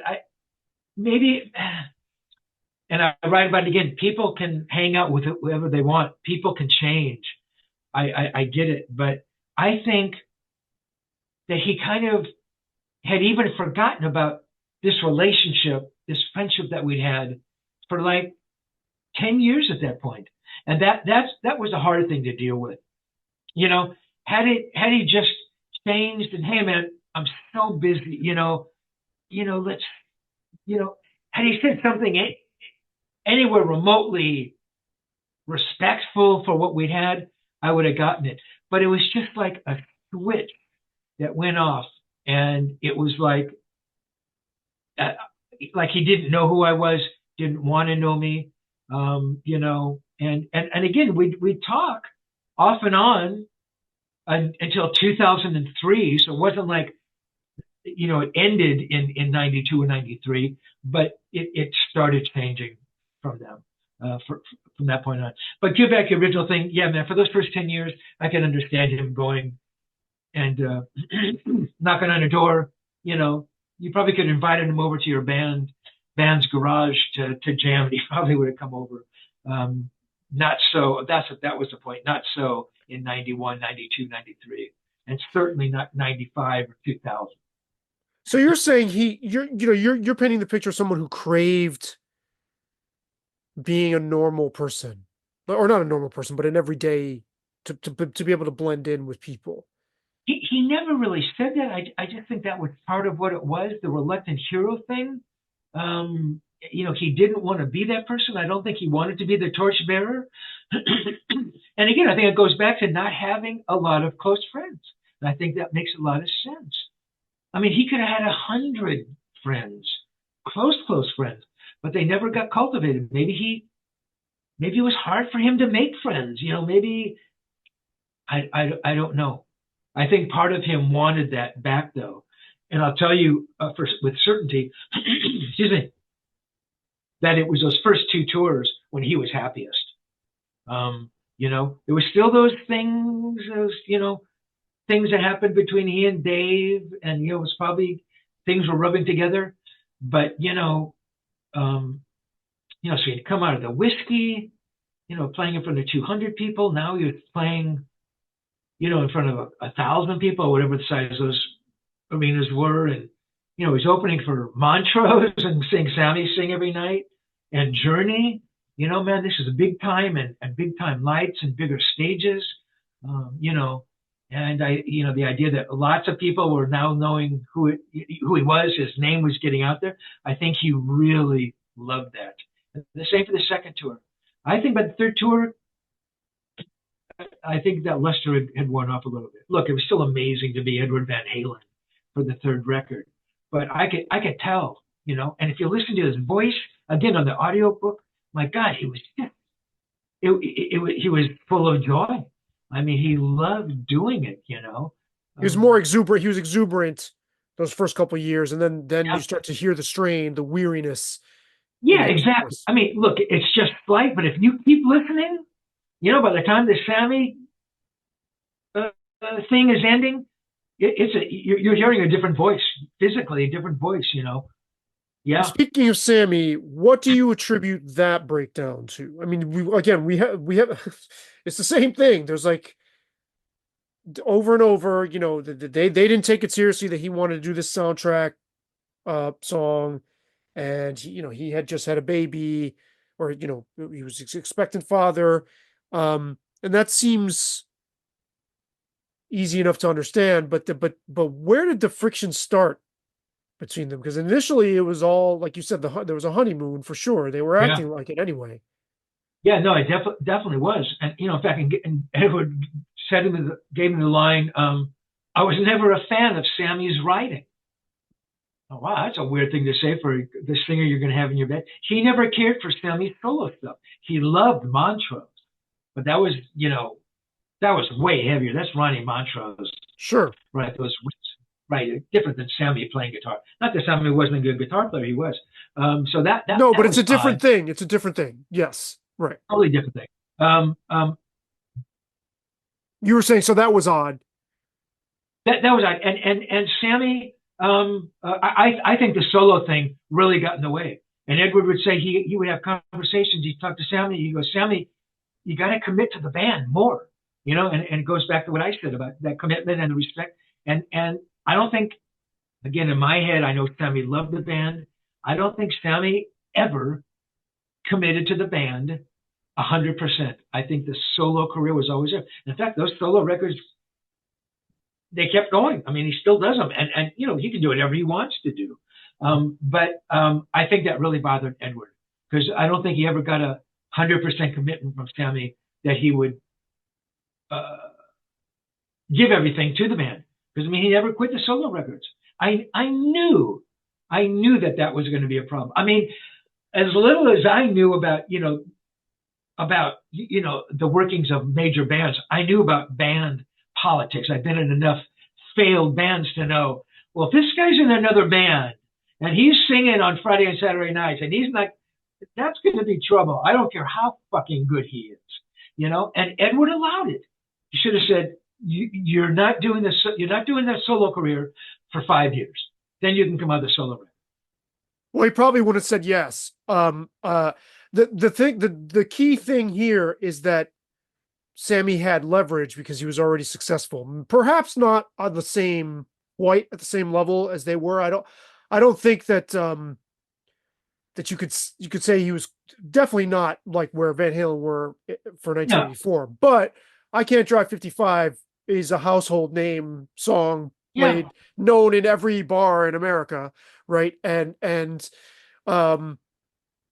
I think he felt, well, I would imagine that being in that position, he felt he had accomplished enough to say, no, I'm keeping my thing. Fuck that. Yeah. Like, I'm not giving that up for anything. Yeah. Whereas because they had scraped and clawed and climbed their way together with David Lee Roth, the leverage wasn't there. Now, the story with that is, according to them, he wanted them to work on this soundtrack for this movie, Crazy from the Heat, that he wanted to make. He wanted Van Halen to do the soundtrack. Exactly. And they wanted to do another record. And from just inferring from the things you're talking about from your perspective, it's like, well, wait a minute. If you're not doing pre-production for our legit next record, now you want us to work on this soundtrack for you. What, you know, that's you have your priorities mixed up. And that's what led to him quitting, or them saying he quit, him saying he was fired. I mean, I don't think we ever got the straight story from either camp. Right. No, I'm sorry. Yeah. No, that was a huge part of it. Yeah. Edward told me, Dave wants me to write music for his film. But he said it not like, can you believe it? Almost as if Edward was considering it. Almost as if, had that been the linchpin of Dave's staying, you know, even though they were almost splintered, I think Edward would have done it. You know, I think he would have done anything just about to have kept the band together. Just strange. What I thought he should have done after Dave left or got fired, whatever, was find an unknown singer. But people said Warner's wouldn't have accepted that. You know, they were a monster band on a monster label. They're not going to allow him to bring in an unknown singer, which is probably true. But you know, look, we have to admit what Howard Stern asked Valerie Bertinelli when he interviewed her famously. He said, you know, aside from the fact that he asked her if she ever went to the bathroom and got poop stuck in her, you know, and she was like, oh my God, Howard. But aside from that, he said, well, you know, could it have been that Eddie was the difficult one because of all these, that maybe he was just the type of artist that nobody would have lasted for his entire career with him. We don't know that, but I mean, he did leave a bunch of, and we're not saying it's all him. We can't pin it all on him, obviously. But you know, you leave enough broken relationships in your wake. It's like, well, there is a common thread there. You know what I mean? I do. You know, and I thought about that, and I don't think I touched on that in the book. I think about Jeff Beck, who I think is the greatest guitar player who ever lived. I think Edward was the most influential, but I think Jeff was the greatest. Oh my God, Jeff couldn't keep a band together for more than 2 records. You know, I mean, I think he probably went through. Well, I've seen the list, you know, of drummers, singers, you know, all that the solo career, and you know, was that the people couldn't work with Jeff, or Jeff couldn't work with those people? I mean, I think Jeff was probably an incredibly difficult person to work with. You know, as easygoing as he was, I think he wanted certain things. But in answer to your question, yes, I do believe that a part of it was certainly due to Edward and his, you know, that work ethic, the 24 hours a day, and you're not giving me enough, and you know, let's go out and do another tour, and I do believe that's true. You know, and I hate to say that, but I mean, I don't think there's anything wrong with that. I don't think I think that happens a lot with people who are that creative.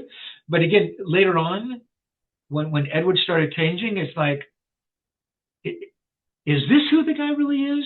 Or is that person I knew who the guy really is? Because he became this other person who was way more dominant. And it's like, this is what we're going to do. And, the Van Halen 3 record, that was all Edward. And I liked that record. I thought it was a good record. But again, people weren't willing to embrace a third singer. But that was Edward taking control and, wanting to do things. And, so I don't know. But yes, I do agree that some of that onus certainly belongs to Edward. Yeah, there's a clip I recently came across of Eddie and David Lee Roth at the 1985 Grammys sitting in the audience, and the camera pans to them while somebody else, they're just watching. They weren't there for an award, but they were just hanging out watching. I'm sure the label sent them specifically to be seen, right? To be advertised on TV. And the camera pans to them and says who they are, and they're like laughing and joking with each other, and that really surprised me. This is in when? 95? 85, yeah. Oh, 85. Yeah, 85.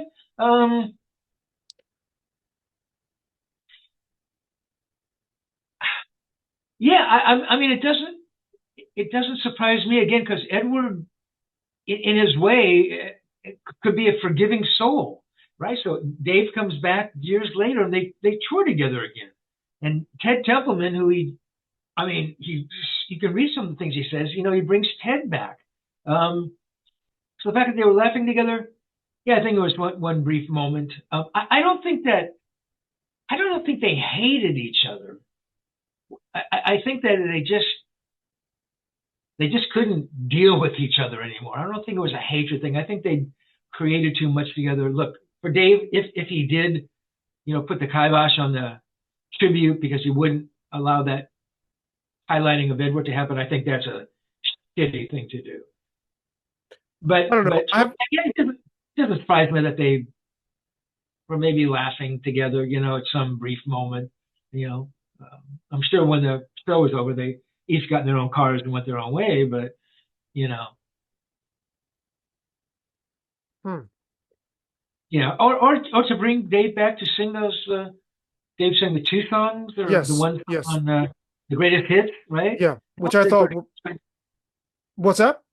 I'm sorry. That was Edward again trying to mend bridges, right? Oh, let's get Dave. We need a couple of tracks. Let's get Dave to sing a song, but that didn't work out. But I think Edward, I don't know. I think he would have liked to have kept that original band together.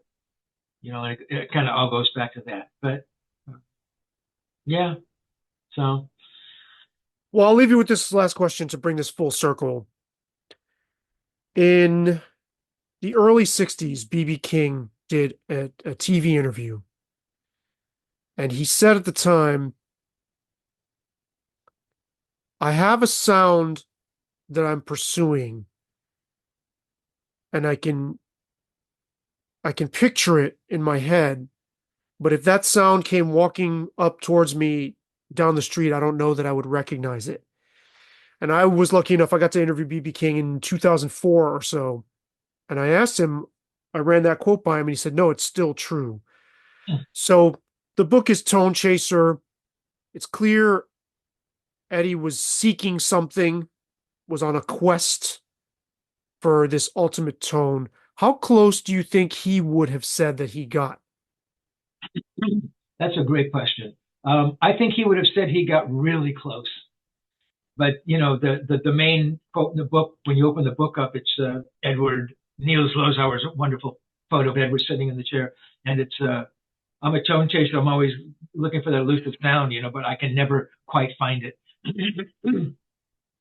I think he got really close. I think he loved his guitar tone on Fair Warning when he had a little more time to do it, and his guitar sound on that record is remarkable.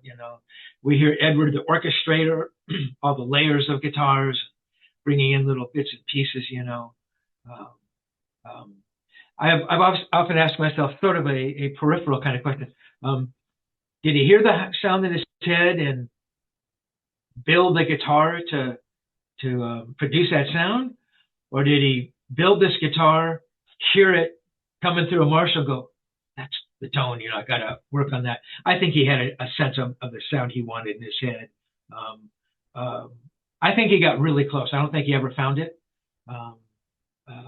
I think had he still been here, I think he would have come out with some more amazing records, and maybe some of the stuff in the vault.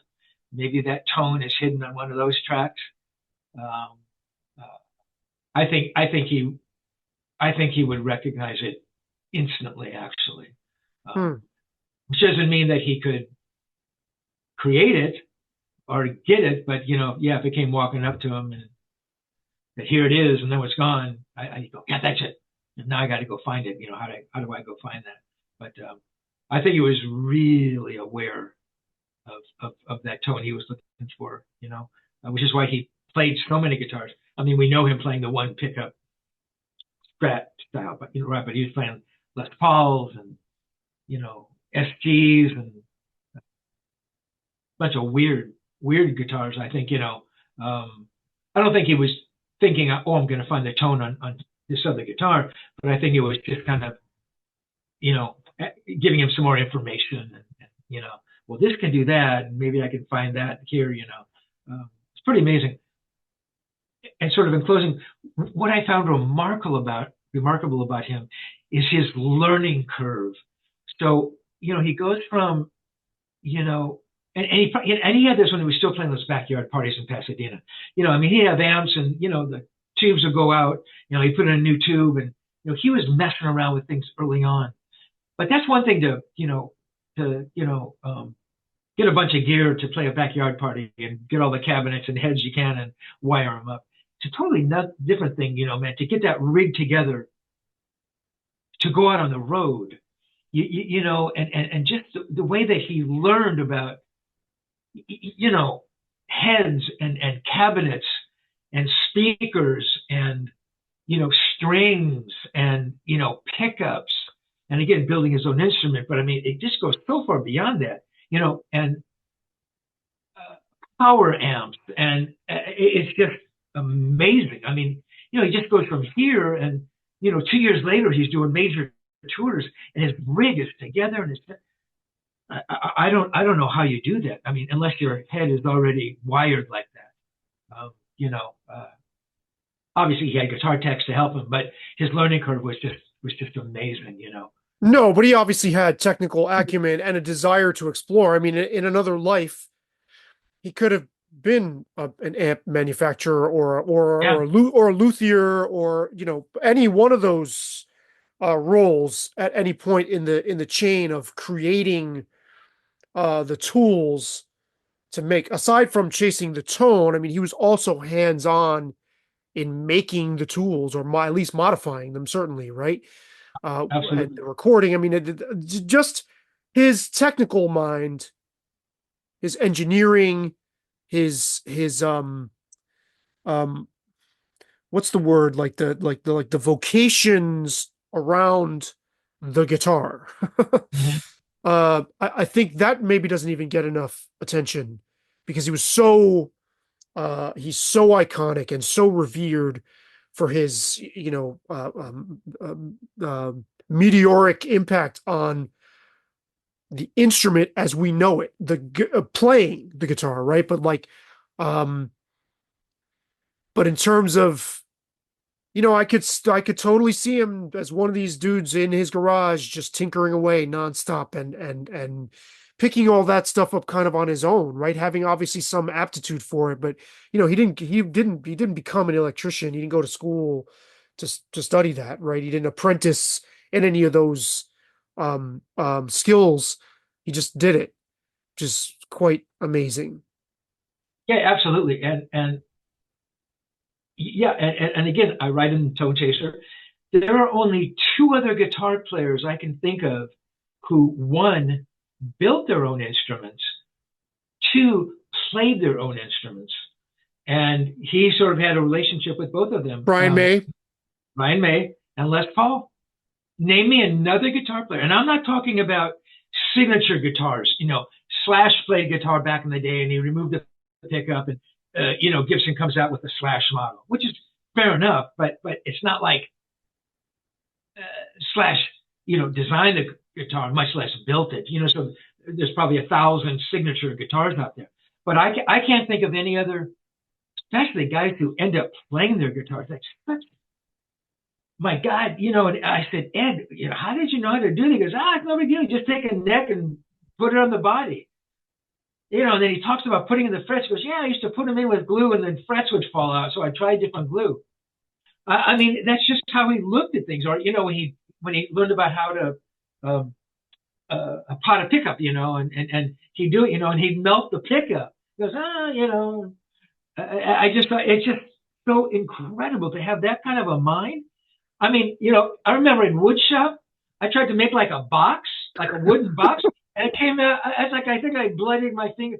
So for him to be able to do that, and I don't think people don't recognize had he just built the guitar, it would have been right, because he absolutely single-handedly revolutionized and created the custom guitar market, right? Which goes on to this day. Anytime there's a one pickup anything, that's Edward's design, and he had, I guess, a lot of different patents going on. That to me is just remarkable that he could do that. Yeah, it's incredible. I mean, he could have, you could see him as this eccentric inventor type guy, because Absolutely. I mean, he didn't have formal training in any of this stuff, and to have the instincts to do that in pursuit of an artistic vision also, right? So like you're saying, they're usually separate. Like for people who like make guitars, that's their art.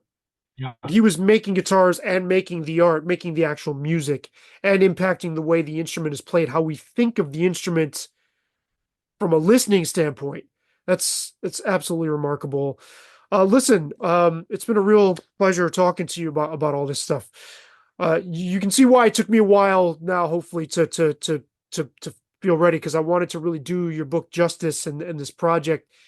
And congrats on getting it finished. I know it's been several months, but since you first reached out, the first wave of this was in June, but and here we are in October. But yeah, it's been a real pleasure. It's given me a great insight into Eddie Van Halen. The book really does that. I have not gotten very far in it at all, but just what I've absorbed, it really does do what you set out to do, and kudos. Now, what do you have in the works? What's up ahead for you? What is it that you are? You said this started on your 67th birthday. You describe how you were like, oh, I'm looking back on my life's accomplishments, my quote unquote failures, things that didn't pan out. What is still nagging at you to go after or to accomplish at this point? Wow, that's a big question. Well, I have the third edition, and which is selling, books are going out the door. It would be fulfilling to see all of those books gone. There's a thought about a fourth edition, which would include, there's a couple chapters that weren't included, some more photographs. I've been thinking about that.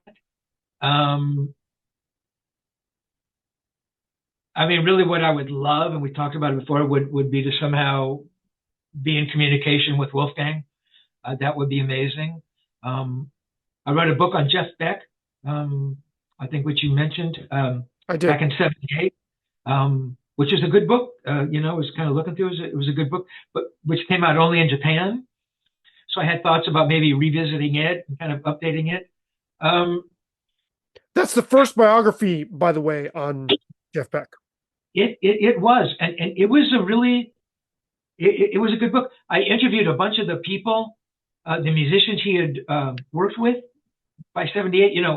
Carmine the Peace and Jim Bogert, Stanley Clark, Stevie Wonder, Max Middleton, keyboard player on Blow by Blow. I'm missing a bunch of people. Jimmy Page. Rod Stewart is the only one I didn't get. Couldn't get him to do anything.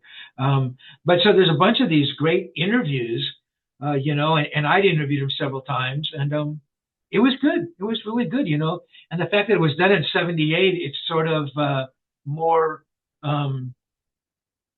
of the period. I mean, I didn't realize, excuse me, the first Beck records came out in, 68, 69, but still, it's, not like I'm doing a like it was written, excuse me, now. Anyway, thinking about that, sorry about that. That's okay. Yeah, honestly, man, I would just like to see the books get into the hands of the people that could really appreciate it.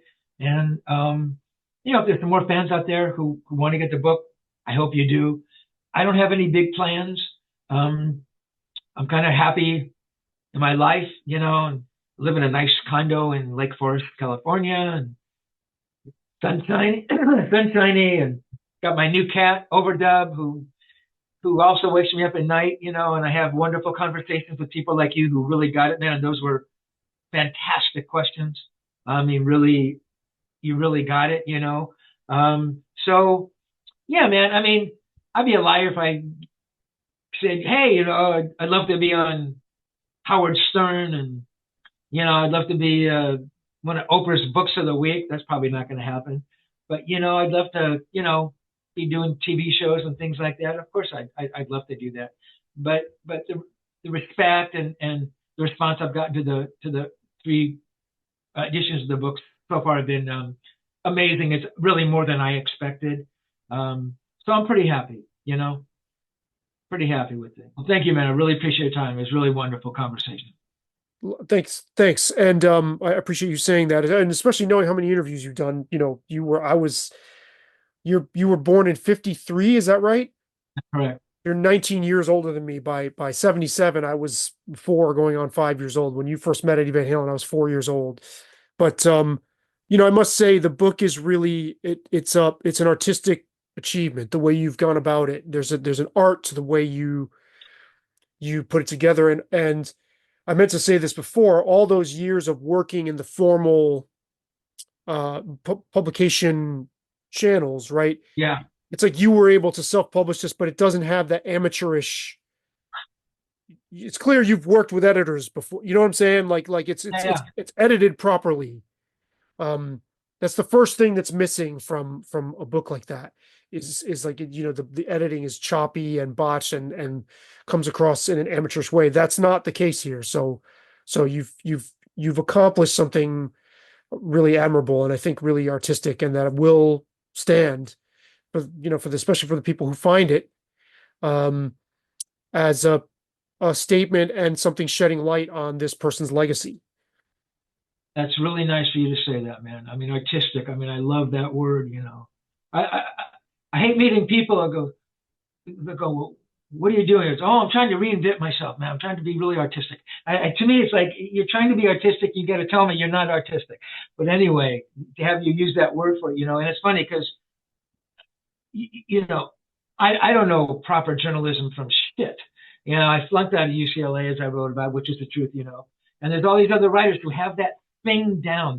They understood how to write for magazines. I was never that person, but I had this other thing. It was a little looser, but in something like this, where it's like, well, this is my book, and I can do anything I want, and I can be any writer I want, So I tried to channel all my best, John Steinbeck and T.C. Boyle and Tom Robbins. I mean, all these authors that I loved, and Hunter Thompson. Not that I'm as good as any of these people, but I love those writers, and what is it that they bring, Because I didn't want the book to read like a bio.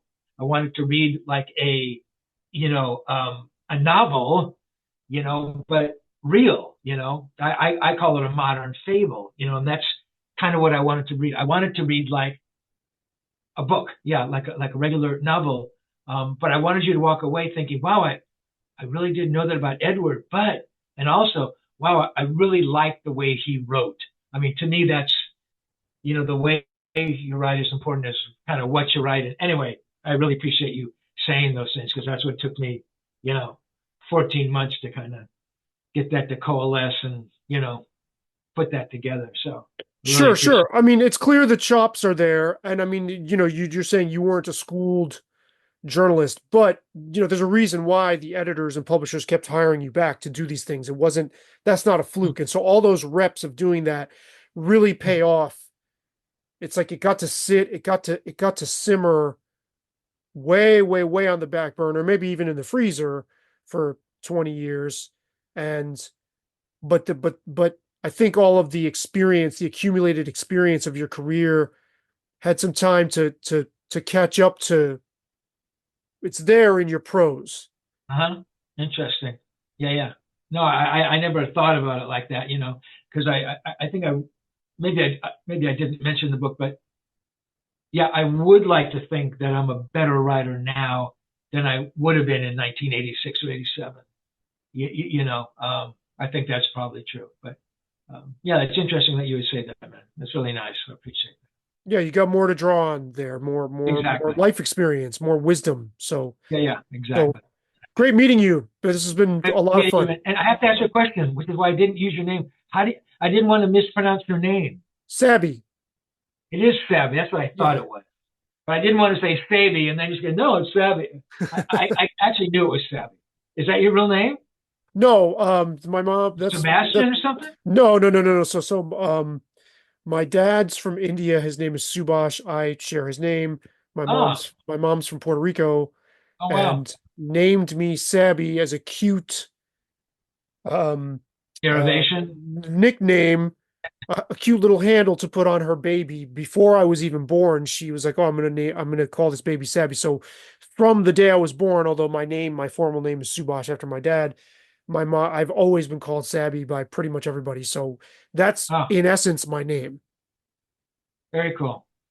Very cool, man. You've been to India? I have not. That's on my bucket list though. Yeah, I bet. I was in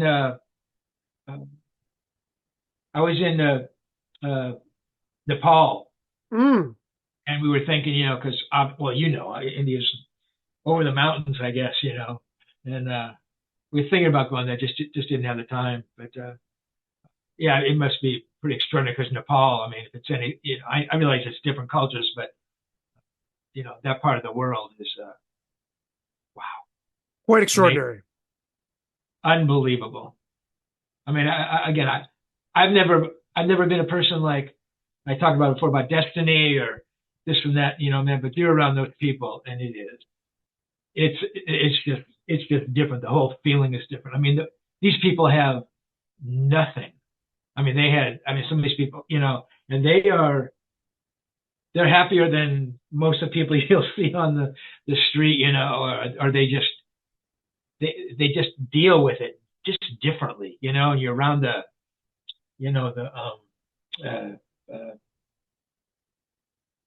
religious guys, and it's just a different, man. You feel like, wow, these guys really are special. I mean, unbelievable. Yeah, so India, I can imagine, must be just incredible, Yeah, I've got to go. It's something I have to do. So, and it does. I feel little things expressing themselves through, that I initially wasn't aware of, that I think are coming from that side of my background that I, and so I'm looking to reconnect for sure. Interesting. Yeah, because Edward, well, again, I don't know if you've gotten that far in the book, but he got into Buddhism, which I thought was extraordinary. Because again, I really don't think that I don't think he read at all. I mean, we never talked about a book or he read the newspaper. I mean, not that he had to read. So for him to get into Buddhism was a strange thing. I think he got into it because he went to see I forget her name, she had like a therapist, but it's not the right word. Counselor? Yeah, for like his drug thing, and right. An addiction counselor. She was like a speak or something, I mean, I might be mixing my philosophies here. But, I think that somehow appealed to him. Well, obviously it appealed to him. But yeah, so he got into that, which I thought was interesting. And Alex apparently had gotten into it earlier, which I'd never heard about that. So Yeah, I haven't either. Going on to it or not, but yeah. So, Interesting. I in college, I also dropped out of college. really? I didn't formally study journalism, but my sophomore year in college, I met a bunch of guys that were still this is 1991. We're still in an ongoing email thread, and we're in constant communication. It's such an unusual situation, and such a blessing to have these guys that I'm like always in touch with. And all of us except one are really, really, really into Van Halen. So we talk about Van Halen like all the time. And the odd guy out is like, oh my God, you guys stop talking about Van Halen. So they will be thrilled about all this. There's never enough Van Halen for us to talk about. Cool. Well, tell your buddies to go out and buy my book. Yeah, we'll do. We'll do.